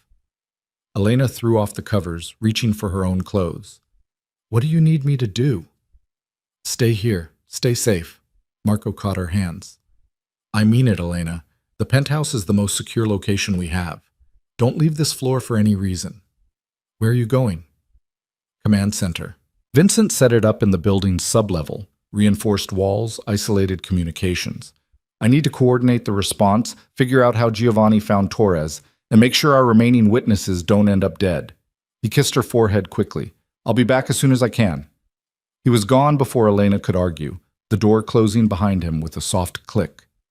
She stood in the middle of the bedroom, her heart racing, feeling utterly helpless. 2 men were dead because of the plan she'd helped accelerate. Michael Torres was running for his life, and Giovanni Vtorio had just demonstrated that he could strike at them anywhere. Elena moved to the window, looking out at the pre-dawn darkness. Somewhere in those streets, a man was hiding, terrified, knowing that speaking against Giovanni might cost him everything. Somewhere else, 2 families were about to learn they'd lost sons, brothers, fathers. The abstract concept of war had suddenly become very real. She pressed her hand to her belly, feeling their daughter move restlessly. I'm sorry, she whispered. I'm so sorry you're being born into this. The baby kicked in response, strong and insistent. Elena took it as reassurance or maybe defiance. Either way, she couldn't fall apart now. Marco needed her sharp, focused thinking clearly. Self-recrimination would have to wait. She dressed properly and made her way to the kitchen. The penthouse was eerily quiet, the usual household staff absent this early. Elena made coffee, the familiar ritual helping to calm her nerves. then settled at the kitchen island with her phone. The news was already reporting a fire at a residential building on the east side. The safe house, Elena realized. The official story was an electrical malfunction, residents evacuated safely, no casualties reported. The lie was smooth and complete, the kind that came from having the right people in the right places to control the narrative. 2 men dead, and the world would never know they'd died protecting a witness. Their families would get some story about an accident or a botched robbery. They'd grieve without understanding the truth. It made Elena sick. Her phone buzzed with a text from Marco. Situation contained for now. Torres located. We're bringing him in through a different route. Don't wait up. Elena texted back, "Be careful. I love you." She stared at those last 3 words for a long moment before hitting send. She'd been holding them back, keeping that particular wall in place even as others came down. But 2 men had just died, and Marco was down in a bunker coordinating a war, and life was too short and too brutal to waste on pride. His response came immediately. "I love you too. Always have." The morning crawled by with agonizing slowness. Elena tried to eat breakfast, managing only toast and fruit. She attempted to read, to watch television, to do anything that would quiet her racing mind. Nothing worked. By 9 o'clock, she was pacing the penthouse like a caged animal, checking her phone every few minutes for updates that never came. Dr. Chen arrived at 10, making her twice-weekly checkup. She took one look at Elena and frowned. "Your blood pressure is elevated. What's going on?" "Stress?" Elena didn't elaborate. Dr. Chen knew enough about Marco's world to read between the lines. "Well, we need to manage it. Stress at this stage can trigger early labor, and you're not quite at 37 weeks yet. Ideally, we want you to carry for at least 2 more weeks." Dr. Chen pulled out her blood pressure cuff. "Where's Marco?" "Dealing with the situation." Dr. Chen's tone was neutral as she took the reading. "Still elevated, but not dangerously so. I want you on bed rest for the next 24 hours. And Elena, I know that's probably impossible given what's happening, but your daughter needs you calm. Find a way to manage the stress." After Dr. Chen left, Elena did try to rest. She lay in bed, staring at the ceiling, her mind refusing to quiet. Every sound made her jump.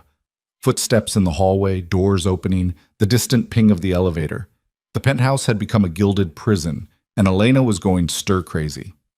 Marco finally returned at 2 in the afternoon, looking exhausted and grim. He found Elena in the bedroom and immediately pulled her into his arms, holding her so tightly she could barely breathe. "Torres is secure," he said into her hair. "Different safe house, minimal staff, location known only to me and Vincent. The other 2 witnesses have been moved again too. We're using a rotation system now, switching locations every 12 hours.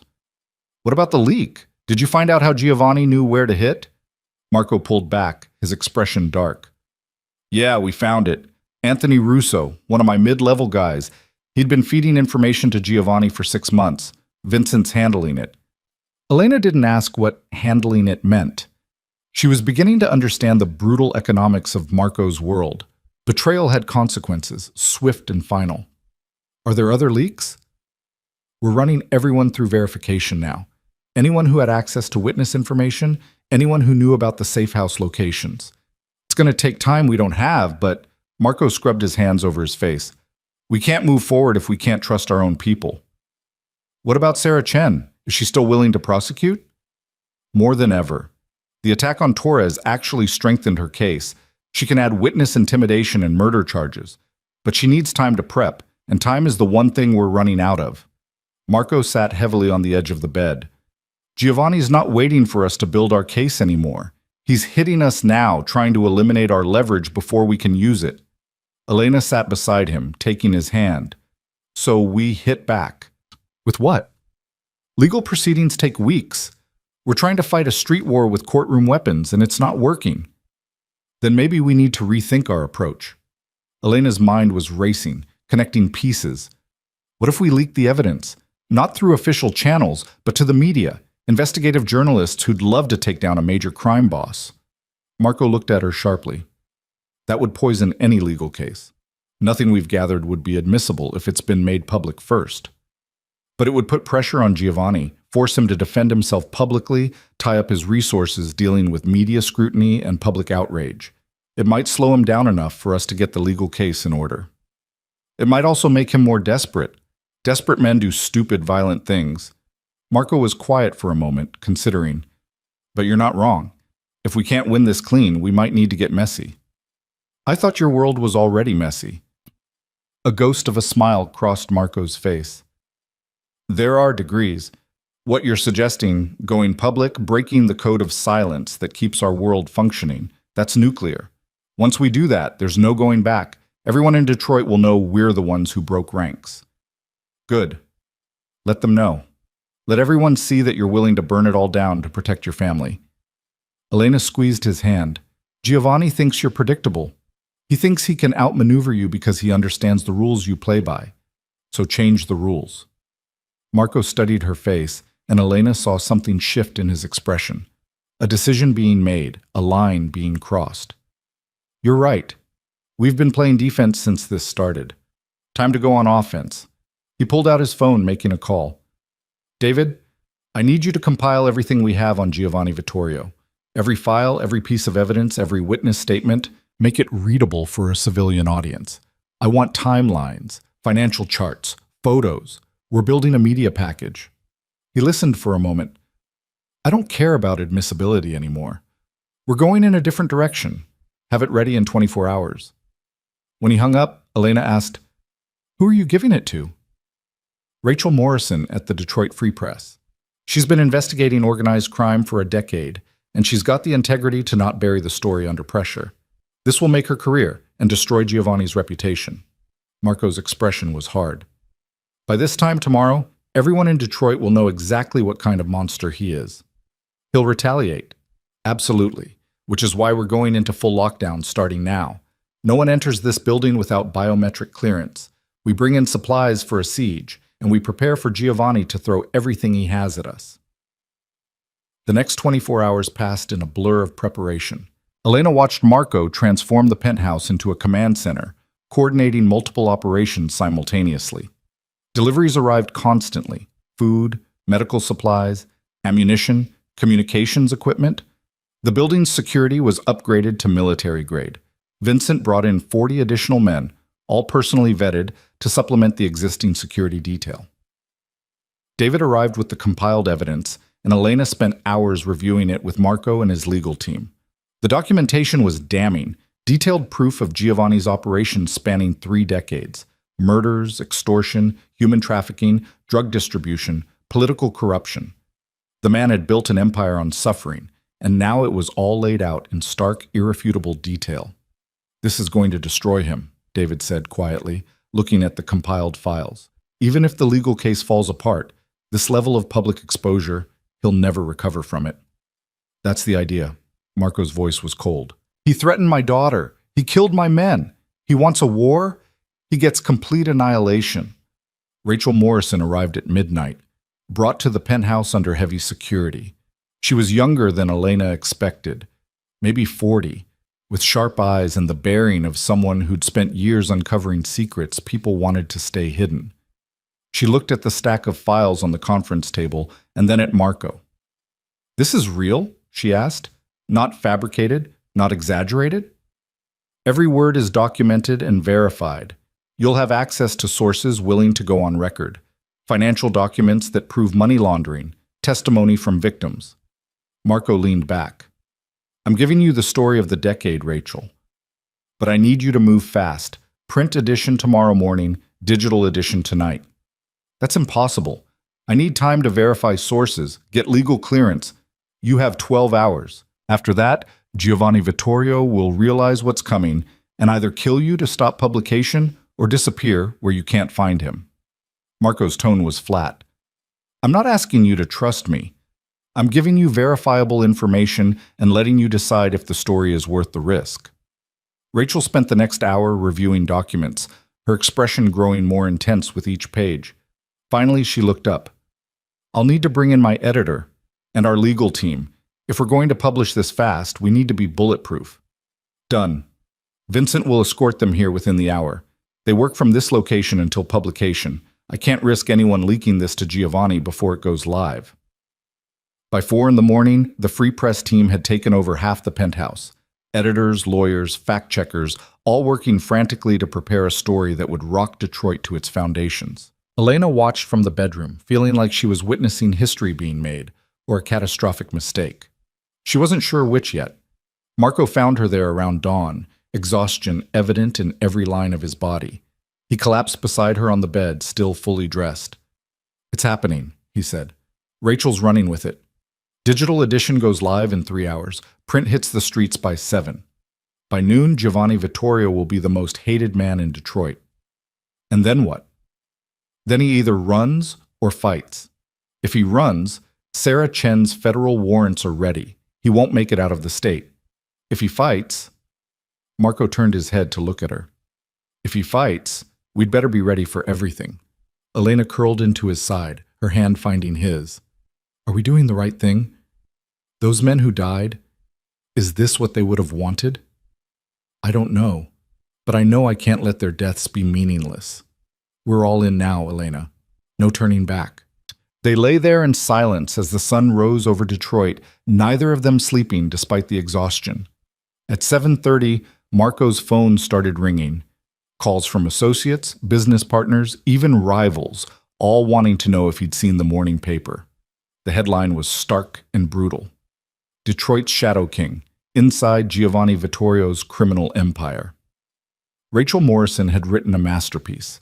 The story detailed every aspect of Giovanni's operations, named names, provided documentation.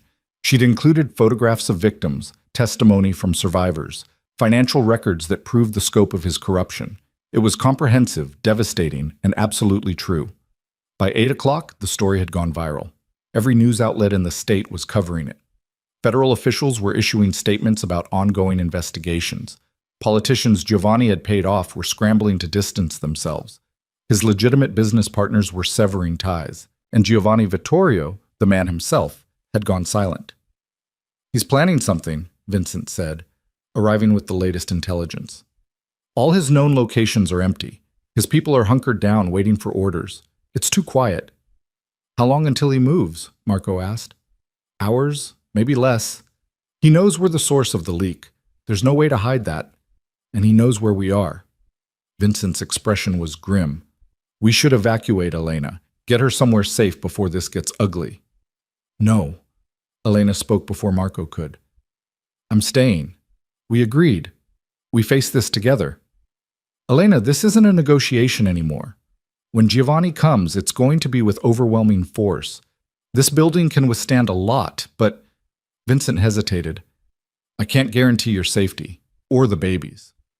"I don't care about guarantees. I care about not running while Marco fights alone." Elena looked at Marco, seeing the internal struggle on his face.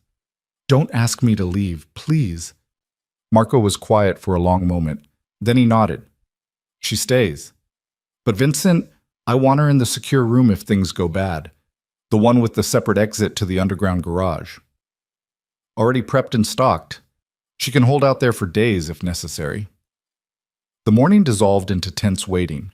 Sarah Chen called to confirm that federal warrants had been issued for Giovanni's arrest on 12 counts, including murder, racketeering, and witness intimidation. But Giovanni was nowhere to be found. Every known property had been abandoned, every contact had gone dark.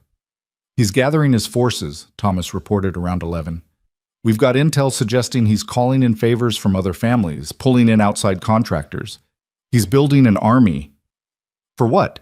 He has to know he can't win this. The story's out, the warrants are issued, he's finished." David looked confused. "He doesn't care about winning anymore," Marco said quietly. "He cares about revenge, about sending a message that you don't cross Giovanni Vtorio without pain and blood." "So what's his play?" "He comes here. He tries to kill me, tries to kill Elena, burns everything I've built to the ground. Then he disappears, either underground or into a grave. Either way, he gets his revenge." Marco's voice was calm, analytical. "It's what I'd do in his position." Elena felt ice in her veins. "When?" "Today. Probably soon. He won't wait. Every hour that passes, the federal net tightens. He has one chance to hit us before he loses the resources to do it." As if summoned by the prediction, alarms began blaring throughout the building. Vincent was on his phone immediately, his face going pale as he listened to the report. "They're here," he announced. 30 vehicles minimum, approaching from multiple directions. They've got heavy weapons, RPGs, maybe worse. We've got 5 minutes until they're in position. Marco was already moving, issuing rapid-fire commands. "All non-essential personnel to the basement bunker. Combat teams to positions. Someone get Sarah Chen on the line. I want federal agents here now." He turned to Elena. "Time to go to the secure room." "Marco, come now, Elena, please." His voice cracked slightly. "I need to know you're safe. I need to focus on keeping everyone alive, and I can't do that if I'm worried about you." Elena wanted to argue, but the building shuddered with the first impact, something heavy hitting the lower floors. The time for discussion was over. Vincent grabbed her arm, already pulling her toward the hidden panel that concealed the entrance to the secure room. Marco kissed her once, hard and desperate, then pushed her toward Vincent. "Keep her safe," Marco ordered.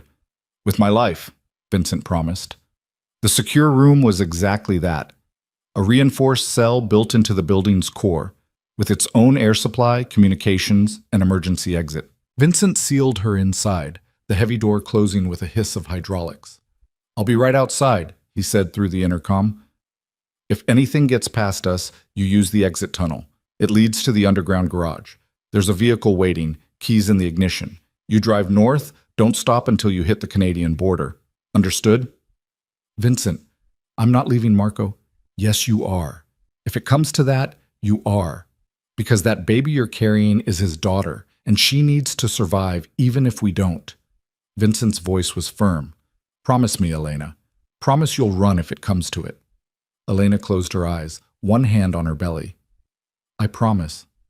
The building shook with another impact, this one closer. Through the secure room's monitors, Elena could see multiple feeds of the building's exterior. Black SUVs had formed a perimeter, and men were pouring out, dozens of them, all armed, all moving with military precision.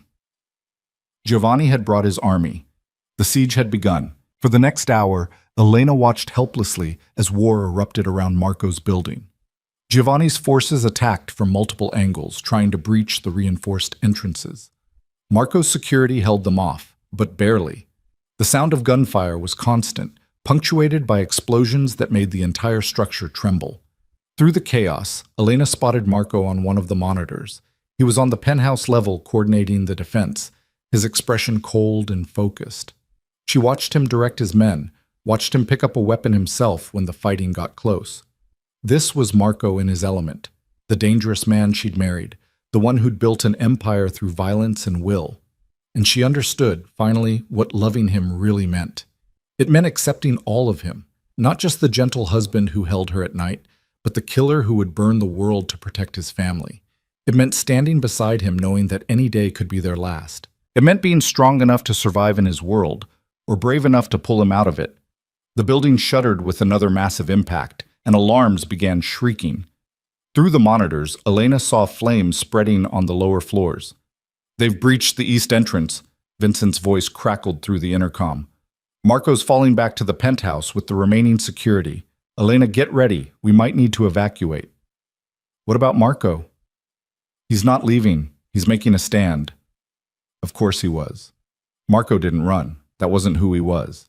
He'd stay and fight until the end, regardless of the cost. Elena made a decision. She moved to the secure room's exit, the tunnel Vincent had mentioned. But instead of preparing to flee, she started studying the route. If it led to the garage, it might also provide a way back up to other parts of the building, a way to reach Marco. The baby kicked hard, as if protesting the forming plan. Elena pressed her hand to her belly. "I know," she whispered. "I know it's crazy, but I can't leave him. I won't." She opened the tunnel door and started walking, leaving safety behind, heading back into the war to find the man she loved. Because if they were going to fall, they'd fall together. The tunnel was dimly lit and narrow, forcing Elena to move carefully despite her urgency. Her 8-month belly made navigation difficult, and every few steps she had to pause, one hand against the concrete wall, breathing through the exertion. The baby protested the activity with sharp kicks that stole Elena's breath. "I'm sorry," she whispered to her daughter. "I'm so sorry. But I can't let your father die alone." The tunnel branched at several points, and Elena had to guess which direction led back toward the main building rather than toward the garage exit. She chose based on instinct and the sound of gunfire, moving toward the chaos rather than away from it, every maternal instinct screaming at her to turn back even as she pushed forward. Above her, the building continued to shake with impacts. Dust rained down from the ceiling with each explosion, and twice Elena had to crouch low as debris fell. She was terrified of getting trapped down here, of dying in the dark where no one would find her, but the alternative, running while Marco fought, was unthinkable. She reached a service elevator she hadn't known existed, its doors marked with faded maintenance warnings. The panel beside it was dead, the building's power clearly compromised, but there was a manual override. Elena grabbed the emergency crank and began turning it, her muscles burning with the effort. The doors opened reluctantly, revealing a dark shaft. For a moment, Elena considered trying to climb. Then she saw the maintenance ladder attached to the shaft wall and realized she'd have to. 8 months pregnant, exhausted, terrified, but there was no other way up. She grabbed the first rung and started climbing. Every floor was agony. Elena's arms shook with the strain, her breathing came in gasps, and the baby kicked constantly as if trying to force her to stop. But Elena kept climbing, driven by a certainty that if she stopped, if she turned back, she'd lose Marco forever. She'd climbed 6 floors when she heard voices echoing down the shaft, men shouting in Italian, the heavy footsteps of people moving fast. Giovanni's men had made it inside. Elena froze, pressing herself against the ladder, praying they wouldn't look down the shaft. "Second team to the penthouse," someone barked. "Giovanni wants DeLuca alive if possible. Everyone else is expendable." The voices faded as they moved past. Elena waited until silence returned, then continued climbing. Her hands were bleeding now, the rough metal rungs tearing through skin, but she couldn't stop. Not when she was this close. The 10th floor access door was locked, and the 11th. But the 12th floor door yielded when Elena threw her weight against it, sending her stumbling into a hallway thick with smoke. She recognized this level. It was 2 floors below the penthouse, where Marco's private offices were located. Gunfire erupted somewhere close, making Elena duck instinctively. She pressed against the wall, trying to orient herself through the chaos. The hallway was empty, but showed signs of recent fighting, bullet holes in the walls, blood on the carpet, spent shell casings scattered like confetti. Elena moved toward the stairwell, the only route up to the penthouse now that the elevators were down. She'd made it 3 steps when a hand grabbed her from behind, spinning her around. Vincent stared at her with a mixture of fury and disbelief. "What the hell are you doing here? You were supposed to be in the secure room." "I couldn't leave him. Where's Marco?" "Penthouse, holding the main entrance with about 12 men. We've lost nearly half our force, and Giovanni's people keep coming." Vincent's face was streaked with soot and blood, a cut above his eyebrow still bleeding. "Elena, you need to go back. If they get through, then I want to be with Marco when it happens." Elena's voice was steady despite her fear. "I'm not running, Vincent. Not anymore." Vincent looked like he wanted to argue, but another explosion rocked the building, this one close enough to knock them both off balance. He caught Elena's arm, steadying her. "Fine. But you stay behind me, and if I tell you to run, you run. Understood?" Elena nodded. Vincent pulled a handgun from his belt and handed it to her. "Safety's here. You point and shoot. Don't think about it. Just do it if you have to." The weight of the weapon in Elena's hand was surreal. 2 years ago, she'd never touched a gun. Now she was holding one while 8 months pregnant, preparing to fight her way to her husband through a war zone. Life had a dark sense of humor. They made it up 1 flight of stairs before encountering resistance. 2 of Giovanni's men were guarding the landing, and they raised their weapons the instant they saw Vincent and Elena. Vincent fired first, 2 quick shots that dropped both men before Elena could even process what was happening. "Keep moving," Vincent ordered, stepping over the bodies.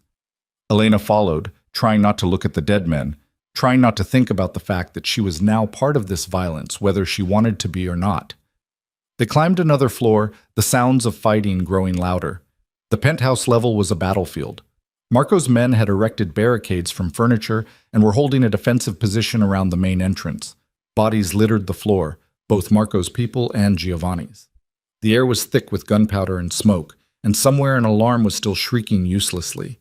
Marco stood behind the central barricade, reloading his weapon with mechanical efficiency. He looked up as Vincent and Elena emerged from the stairwell, and his expression transformed from focused determination to absolute horror. "Elena?" He crossed to them in 3 long strides, grabbing her shoulders. "What are you? You were supposed to be safe." "I'm exactly where I need to be." Elena met his eyes. "With you." "This is insane. You're 8 months pregnant. We're under siege." "I know all that. I chose to be here anyway." Elena's voice was firm. "Now stop wasting time arguing and tell me how I can help." Marco looked like he might explode, but Vincent intervened. "Boss, we don't have time for this. Giovanni's regrouping for another push. We've got maybe 5 minutes." Marco's jaw clenched, but he nodded. He pulled Elena behind the barricade, positioning her in the most protected spot. "You stay here. Don't move. Don't take risks. If they breach this position, Vincent gets you out through the emergency exit. No arguments."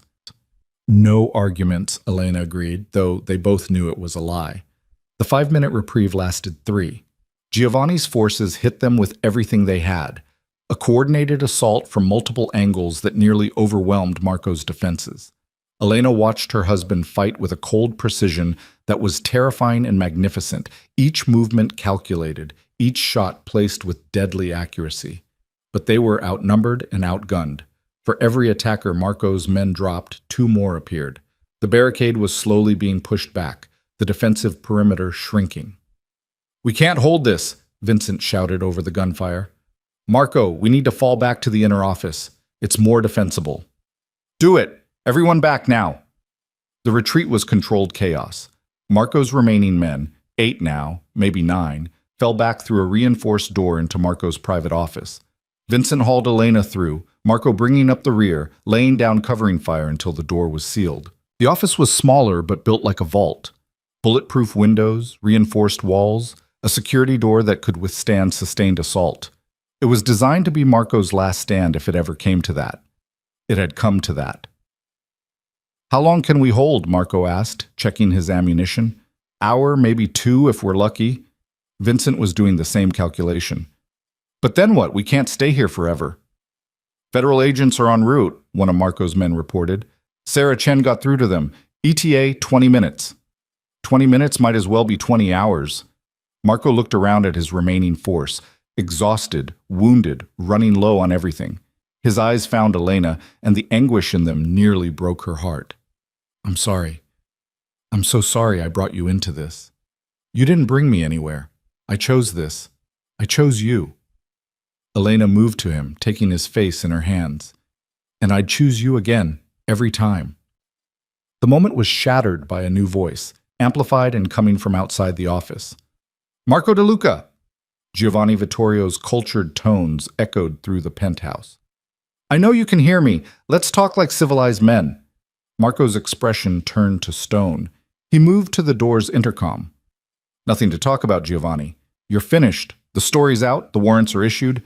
Kill me and you're just adding another charge." "Perhaps, but I'll die satisfied knowing I destroyed you first." Giovanni's laugh was cold. "You broke the rules, Marco.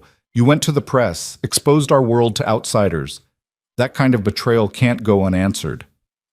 "You threatened my family. You killed my men. You started this war. And I'm going to finish it. But I'm a reasonable man, so I'm offering you a choice." Giovanni paused for effect. "Send out Elena, and I let everyone else live. You, your men, everyone. She's all I want." The office went completely silent. Every eye turned to Elena, then to Marco. His face had gone white with rage. "Never," Marco said flatly. "You'll never touch her." "Then everyone dies, including that baby she's carrying. Is your pride really worth all those lives, Marco?" Elena watched Marco struggle, saw the calculation in his eyes. He was actually considering it, not because he'd give her up, but because he was trying to find an angle, a way to turn Giovanni's offer into a trap. "No," Elena said quietly. She moved to the intercom before Marco could stop her. "Giovanni, this is Elena. I'll come out. But you let everyone else go first. I see them walk out of this building alive, then I'm yours." "Elena, no!" Marco grabbed her arm, pulling her away from the intercom. "Absolutely not. I won't let you." It's not your choice. Elena kept her voice steady. This is the only way everyone survives. You know it is. I don't care. I'll die before I let him take you. And our daughter? You'll let her die too? Because that's what happens if we stay here, Marco. We all die, or I make a deal. Elena touched his face. Let me do this. Let me save you. Marco was shaking his head, his eyes bright with unshed tears. I can't. Elena, I can't lose you again. You won't. I promise you won't. Elena turned back to the intercom. Giovanni, we have a deal. Start releasing Marco's men. Elena, stop! Marco tried to reach for the intercom, but Elena held firm. Giovanni's response was immediate. Smart woman. Send out Marco's men one at a time. Once they're all clear, you walk out. And Elena, no tricks. I see any weapons, anyone tries anything clever, and I kill everyone. Elena looked at Marco's remaining men. Go. All of you. That's an order. Boss? Vincent looked to Marco, who was standing rigid, his fists clenched. Marco, please. Elena's voice broke. Please let them go. Don't make their deaths meaningless. For a long moment, Marco didn't move. Then, slowly, he nodded. Go. Everyone out. That's an order. The men filed out reluctantly, each one looking back as they left. Vincent was the last, and he stopped in front of Elena. I'm sorry I couldn't protect you better, he said quietly. You did everything you could. Take care of him after I'm gone. You're not going anywhere. Vincent's voice was fierce. We're getting you back. I promise. Then he was gone, and Elena was alone with Marco in the office. Through the bulletproof windows, she could see Giovanni's men gathering in the penthouse, weapons trained on the door, waiting. Marco pulled her into his arms, holding her so tightly it hurt. I won't let this happen. I'll find a way. There is no other way. Elena pulled back to look at him. But Marco, listen to me. This isn't over. Giovanni thinks he's winning, but he's making a mistake. The federal agents are coming, his organization is exposed. He's committed to this building with his entire force. He's trapped himself. That doesn't help you. It means you'll get me back. Maybe not today, maybe not tomorrow, but you'll find me. And when you do, Elena pressed something into his hand, the emergency beacon he'd given her, disguised as a compact. You'll know exactly where I am. I kept this. I'll activate it as soon as I can. Marco stared at the device, then at Elena, hope and despair warring in his expression. You planned this. You knew you were going to offer yourself. I planned for the possibility, because I know you, Marco. I know you'd try to save everyone even if it cost you everything, so I made sure there was another option. Elena kissed him, pouring everything she felt into it. I love you. I'm doing this because I love you and our daughter, and I need you both to survive. Elena, no more arguments, no more time. Elena stepped back, straightening her shoulders. When you come for me, and you will come for me, bring everything. Don't hold back, don't play by rules. You destroy Giovanni Vtorio completely. Promise me. I promise. Marco's voice was raw. I'll burn down the world to get you back. Good. Elena moved to the door, then paused. And Marco? Name her something strong. Something that means fighter or survivor, because she's going to need to be both. Then she opened the door and walked out into the ruined penthouse. Giovanni Vtorio stood in the center of the destruction, looking exactly as polished and composed as he had at the cafe. He smiled as Elena approached, as if they were meeting for lunch rather than in the aftermath of a battle. Elena, I'm glad you chose wisdom over pride. His eyes flicked to her belly. For the baby's sake, if nothing else. Let Marco's men go, Elena said. You gave your word. And I'm a man of my word. Giovanni nodded to his people, and Elena watched through the windows as Marco's men were escorted out of the building. Vincent was the last to leave, and he looked back once, his expression promising violence. Now me, Giovanni said, offering his arm like a gentleman. We have much to discuss about your future. Elena didn't take his arm. I'm not your guest. I'm your hostage. Let's not pretend otherwise. Giovanni's smile widened. Direct. I appreciate that. Come along then, hostage. We have a car waiting. They moved through the destroyed penthouse, past bodies and debris. Elena kept her hand on her belly, feeling her daughter's agitated movements. She didn't look back at the office where Marco waited, didn't let herself think about whether she'd ever see him again.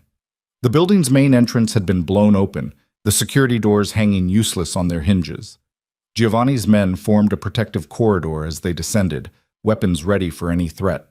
But Marco's men were already gone, and no resistance came. A black SUV waited at street level, its engine running. Giovanni guided Elena into the back seat, sliding in beside her. Two of his men took the front seats, and the vehicle pulled away from the building immediately. Through the windows, Elena could see the destruction, bullet holes in walls, shattered glass, the building that had been Marco's fortress now smoking and damaged. In the distance, sirens wailed. The federal response Marco had been counting on, arriving too late. "Where are you taking me?" Elena asked. "Somewhere safe, somewhere your devoted husband will have difficulty finding you." Giovanni seemed pleased with himself. "I have a private plane waiting at a small airfield. We'll be out of the country before the authorities even know where to look." "And then what? You think Marco won't find me? You think he'll stop looking?" "I think Marco will be too busy trying to salvage what's left of his organization to mount a rescue operation. And if he does find you," Giovanni shrugged. "Well, negotiations can be conducted from anywhere. I'm patient." The SUV wound through Detroit's streets, avoiding main roads. Elena tried to memorize the route, looking for landmarks, anything that might help later. They passed the financial district, then the warehouse area, heading toward the industrial outskirts. The baby kicked hard, a painful jab that made Elena gasp. Giovanni glanced at her with something that might have been concern. "When are you due?" 3 weeks? We'll need to arrange medical care. I'm not a monster, Elena. You and the child will be well treated as long as you cooperate." "Cooperate with what exactly?" "Information. Marco's operations, his contacts, his financial arrangements. Everything you know about how he runs his organization."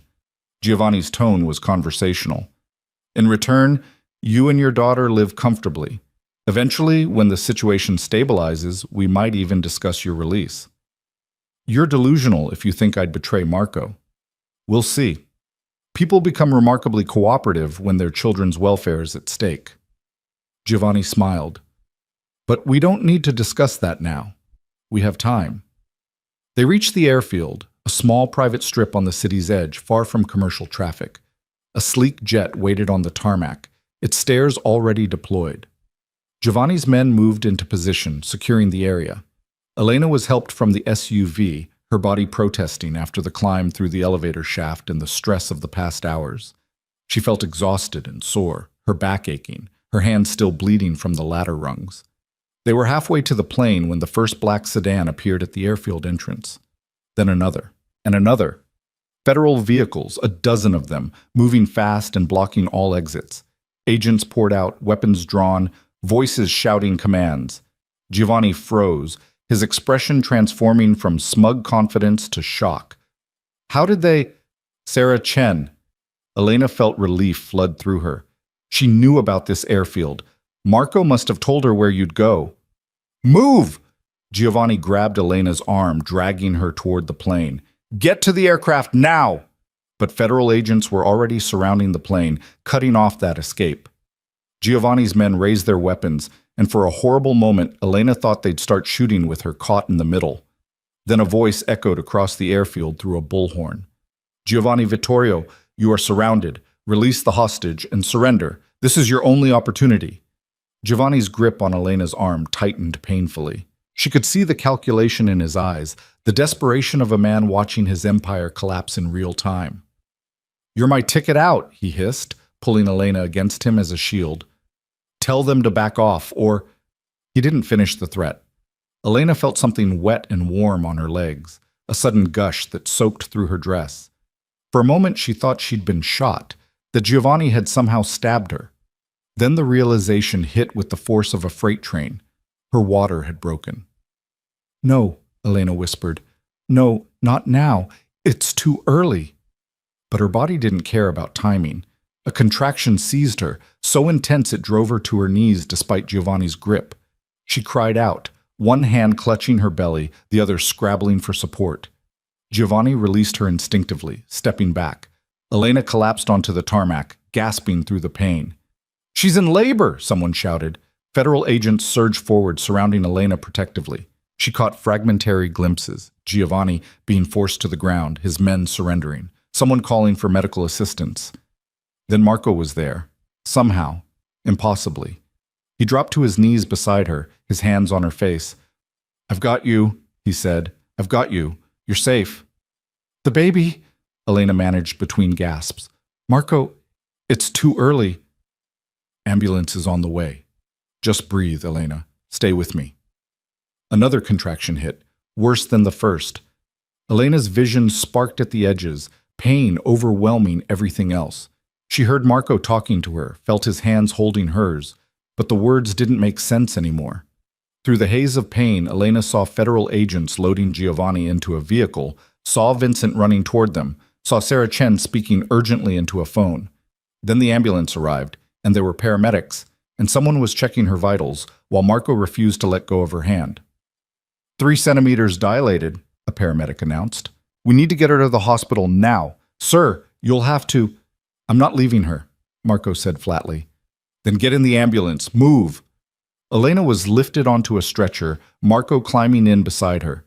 The ambulance doors slammed shut and they were moving, sirens wailing. Another contraction seized her, and Elena screamed, her body trying to expel a baby that was too small, too early, not ready. "Something's wrong," she gasped. "Marco, something's wrong." The lead paramedic was checking monitors, her expression concerned. "Blood pressure's spiking. I'm seeing signs of preeclampsia. We need to get her to the OR. She might need an emergency C-section." "Do whatever you have to do," Marco said. "Just save them both." The ambulance ride was a blur of pain and fear. Elena drifted in and out of consciousness, each contraction dragging her under. She heard Marco's voice, constant and steady, anchoring her to reality. "Stay with me, Elena. Our daughter needs you. I need you. Please stay with me." "Trying," Elena whispered. "I'm trying." The hospital materialized around them, bright lights, rushing nurses, orders being shouted. Elena was wheeled into an operating room, Marco running beside the gurney until someone stopped him at the door. "You can't come in until we stabilize her," a doctor said firmly. "We'll update you as soon as we can." The last thing Elena saw before the doors closed was Marco's face, devastated and terrified, watching her disappear. Then there were only the lights and the doctors and the pain. Time became meaningless. Elena heard voices discussing her vitals, felt hands on her belly, registered the sharp prick of an IV. Someone gave her something for the pain, and the world softened at the edges. "We're going to do a C-section," a doctor announced. "The baby's in distress and Elena's preeclampsia is severe. We can't wait." Elena tried to speak, to ask questions, but her tongue felt thick and useless. She felt pressure on her abdomen, strange pulling sensations, but no pain. The medication had done its job. Then, a sound. Weak and reedy at first, then stronger. A baby crying. "It's a girl," someone announced. "Small but breathing on her own. NICU team, she's all yours." Elena tried to see her daughter, tried to lift her head, but exhaustion and medication held her down. She caught a glimpse of something small and red being rushed to an incubator, heard continued crying that meant her daughter was alive. "Elena, you did it!" Dr. Chen was there suddenly, her face appearing in Elena's field of vision. "Your daughter is here, and she's fighting. Now we need to take care of you." The surgery continued for what felt like hours. Elena drifted in and out, occasionally surfacing to hear updates, blood pressure stabilizing, bleeding under control. She's going to make it. Finally, it was over. Elena was wheeled to recovery, every part of her body screaming with exhaustion and trauma. But she was alive, and her daughter was alive. And that was all that mattered. Marco was waiting in the recovery room, looking like he'd aged 10 years in the past few hours. He stood immediately as Elena was brought in, crossing to her side and taking her hand so gently it brought tears to her eyes. "Our daughter?" Elena asked, her voice hoarse. "She's in the NICU, 4 pounds, 6 ounces. Small, but the doctors say she's strong. They're monitoring her breathing and temperature, but she's stable. Marco's voice cracked. You did it, Elena. You saved everyone, and you gave us a daughter. Can I see her? Soon. They want you to rest first, let the anesthesia wear off. But soon, I promise. Elena closed her eyes, feeling the weight of the past weeks finally lifting. Giovanni. In federal custody. They charged him with everything. The murders, the siege, kidnapping you. Sarah Chen says he'll never see the outside of a prison again. Marco kissed her forehead. It's over, Elena. We won. We survived, Elena corrected. That's different than winning. Maybe, but we're together. Our daughter is alive, and we have a future. That's enough for me. 3 hours later, after Elena had been cleared by doctors and transferred to a private room, she finally got to meet her daughter. The NICU nurses wheeled in an incubator, and Elena's first real look at her child stole her breath. She was tiny, almost impossibly small, with dark hair and delicate features that were clearly Marco's. She was hooked up to monitors and IVs, but her eyes were open, and when Elena reached into the incubator to touch her hand, tiny fingers wrapped around her finger with surprising strength. She's perfect, Elena whispered.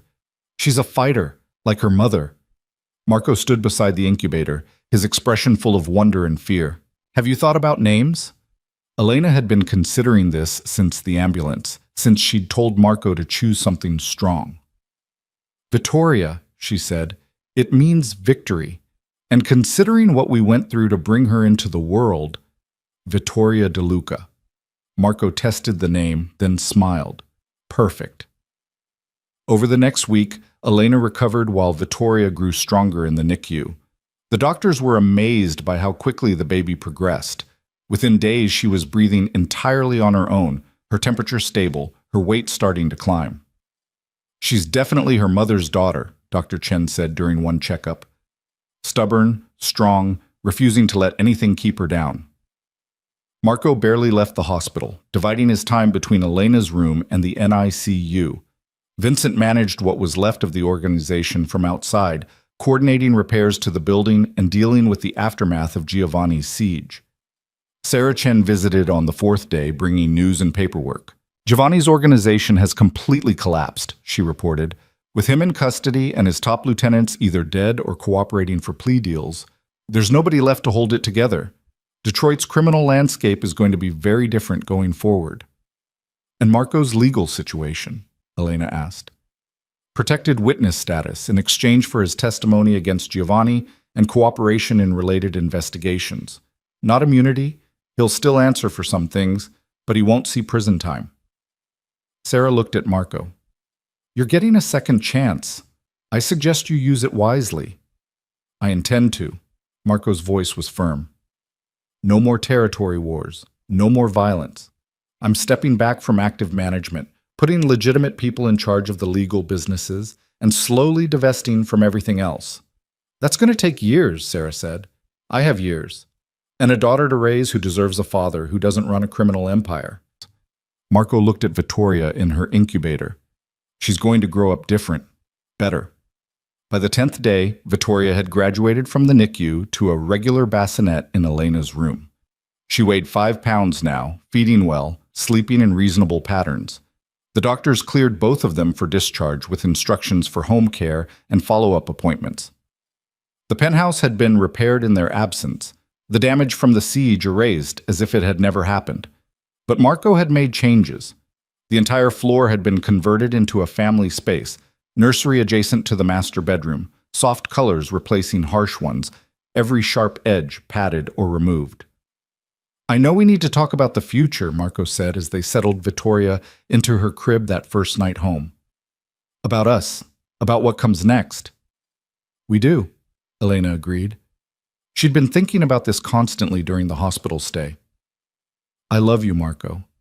I probably never stopped, but I can't live the way we did before, me sheltered and ignorant while you make all the decisions. I don't want that either. I want a real partnership. You said it yourself, partners pull their weight, share the burden, face things together. Marco took her hands. So here's what I'm proposing. We get remarried, but this time it's different. You have full access to everything, finances, business operations, security arrangements. Anything I do, any decision I make, You know about it. Complete transparency. And the criminal elements? The dangerous parts you can't just walk away from immediately? We dismantle them together. You help me decide what to keep, what to sell, how to transition everything to legitimate operations. It'll take time, maybe years, but we do it as a team. Marco's expression was serious. I won't lie and say there's no risk. I've made enemies, and some grudges last a lifetime, but I'll never hide the danger from you again. You deserve to know what you're walking into. Elena considered this, weighing it against everything they'd been through. I have conditions. Name them. 1. We move out of this building, find somewhere less conspicuous, more like a home than a fortress. 2. Vtorio grows up with as much normalcy as we can manage. Regular school, real friends, a life that isn't defined by your past. And 3. Elena paused. You teach me everything, not just how to shoot a gun or spot a tail, everything about how your world works, so I'm never vulnerable again. Done, done, and done. Marco pulled her close. Anything else? Therapy. For both of us. We've been through trauma, and we're going to be parents. We need to deal with our damage before we pass it on to our daughter. Marco actually laughed at that. 6 months ago, if someone told me I'd be agreeing to couples therapy, I'd have thought they were insane. But yes, if that's what you need, then absolutely. It's what we both need. Elena kissed him softly. I want this to work, Marco. I want us to build something real and lasting. But we have to be honest with each other. Always. Always, he promised. They were married again 6 weeks later in a small ceremony at the hospital chapel, just Vincent and Dr. Chen as witnesses, Vtorio sleeping in Elena's arms throughout the brief vows. It was nothing like their first wedding, which had been large and lavish and attended by people who'd later become enemies. This time, it was intimate and genuine, two people choosing each other with full knowledge of what that choice meant. The rebuilding took time, just as Marco had predicted. Elena became his partner in every sense, learning the intricacies of his various businesses, meeting with lawyers and accountants, making decisions about which operations to keep and which to dissolve. She discovered she had a talent for the legitimate side: real estate investment, import-export logistics, financial management. The criminal elements they dismantled gradually, carefully, making deals and paying off debts until Marco's empire had transformed into something that wouldn't destroy their daughter's future. It wasn't perfect. There were still threats, still moments of danger when old enemies resurfaced or new conflicts emerged. But they faced everything together, Elena no longer sheltered but actively involved in protecting their family. Vtorio thrived, growing from a tiny NICU baby into a healthy, curious toddler with her mother's determination and her father's intensity.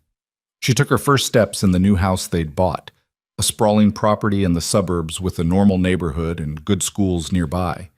She said mama first, then dada, and by 18 months was speaking in full sentences that usually consisted of questions about everything she saw. On Vtorio's second birthday, Elena stood in their backyard watching Marco push their daughter on a swing set, her laughter ringing out clear and joyful. It was such a normal scene, father and daughter playing in the sunshine, not a bodyguard in sight, no hidden threats or ulterior motives. Vincent joined Elena on the patio, handing her a glass of lemonade. Hard to believe it's been 2 years since the siege, he said. Sometimes it feels like yesterday. Other times it feels like a different life entirely. Elena sipped her drink. How are things in the city? Quiet. Surprisingly so. Giovanni's conviction sent a message. Cooperation with authorities pays better than loyalty to a sinking ship. Most of the old families have either gone legitimate or left town. Detroit's actually peaceful. Vincent shook his head. Never thought I'd see the day. And you? What's next for you? Vincent had been Marco's second for 15 years, his life built around violence and strategy. But he smiled now, something softer in his expression. Thinking about retirement, maybe open that restaurant I always talked about. Marco doesn't need a war consigliere anymore. He needs a business advisor, and that's not my strength. You'll always have a place with us, Elena said. You saved my life more than once. That doesn't get forgotten. I know, but it's time. For all of us. Vincent gestured to Marco and Vtorio. Look at him. That's not the same man who used to rule Detroit through fear. That's a father who coaches Little League and goes to PTA meetings. You changed him, Elena. Gave him something worth changing for. Elena watched her husband lift their daughter high in the air, her giggles infectious. He changed too. Chose to be different. I just gave him a reason to want it. That evening, after Vtorio had been put to bed and the house had grown quiet, Elena found Marco in his office. He was reviewing legitimate business contracts, nothing more sinister than import agreements and property leases. Remember when your office used to terrify me? Elena said from the doorway. All those files and secrets, knowing you were making decisions that affected people's lives. And now? Now it's just paperwork. Boring, normal paperwork. Elena moved to sit on his desk. I like boring. Marco smiled, setting aside his work to pull her into his lap. Liar, you'd be bored out of your mind if things were completely normal. Maybe a little, Elena admitted. But I'll take boring over being shot at any day. Fair point. Marco's arms wrapped around her waist. I have something for you. Was going to wait for our anniversary, but he pulled out a small box from his desk drawer. I figured now works. Inside was a pendant, a delicate piece showing a phoenix rising from flames, crafted in white gold with tiny diamond details. It's beautiful, Elena breathed. It's us. We burned down, rose up, built something new from the ashes. Marco fastened it around her neck. 2 years ago, I thought I'd lost you forever. Now you're here, Vtoria's here, we have a life that's actually worth living. That's everything, Elena. You're everything. Elena kissed him, slow and deep, pouring 2 years of love and struggle and triumph into it. When they finally broke apart, she whispered, I'm pregnant again. Marco went completely still. What? Found out this morning. About 6 weeks along, if the test is accurate. Thought you should know before we start planning our future. It's going to include another baby. The expression on Marco's face cycled through shock, joy, fear, and back to joy. Another one. We're having another baby. If you're happy about it, I know we talked about waiting longer. I'm thrilled. Marco stood, lifting Elena with him and spinning her around. Absolutely thrilled. Vtorio gets a sibling. We get another chance to do this right from the start. This is... He set her down carefully, suddenly worried. Are you happy? Do you want this? I want this. Want our family to grow, want more late nights and early mornings, and all the chaos that comes with kids. Elena touched his face. I want a life with you, Marco. The whole messy, complicated, beautiful thing. Then that's what we'll have. Marco kissed her forehead. A real life. A normal life. Or as normal as we can manage. Normal is overrated anyway, Elena said with a smile. They stood there in the quiet office, holding each other, thinking about the future that spread before them like an unwritten page. It wouldn't be perfect. Nothing ever was. There would be challenges, complications, moments when the past tried to drag them back down. But they'd face it all together, partners in the truest sense, building something that would last. Outside, Detroit glittered in the darkness. A city transformed by the choices they'd made and the wars they'd ended. Somewhere in that sprawling urban landscape, other stories were unfolding, other lives intersecting with violence and chance and fate. But in this house, in this moment, there was peace, hard-won and precious, built on sacrifice and second chances, sustained by love that had survived everything thrown against it. Elena DeLuca, no longer more, never again alone, rested her head against her husband's chest and listened to the steady beat of his heart. In the nursery down the hall, their daughter slept soundly. Inside her, new life was growing. They had fallen from safety into chaos, fought through darkness to find each other again, and emerged not unscathed but unbroken. The future remained uncertain, but they would face it as they'd faced everything else, together. And that was enough.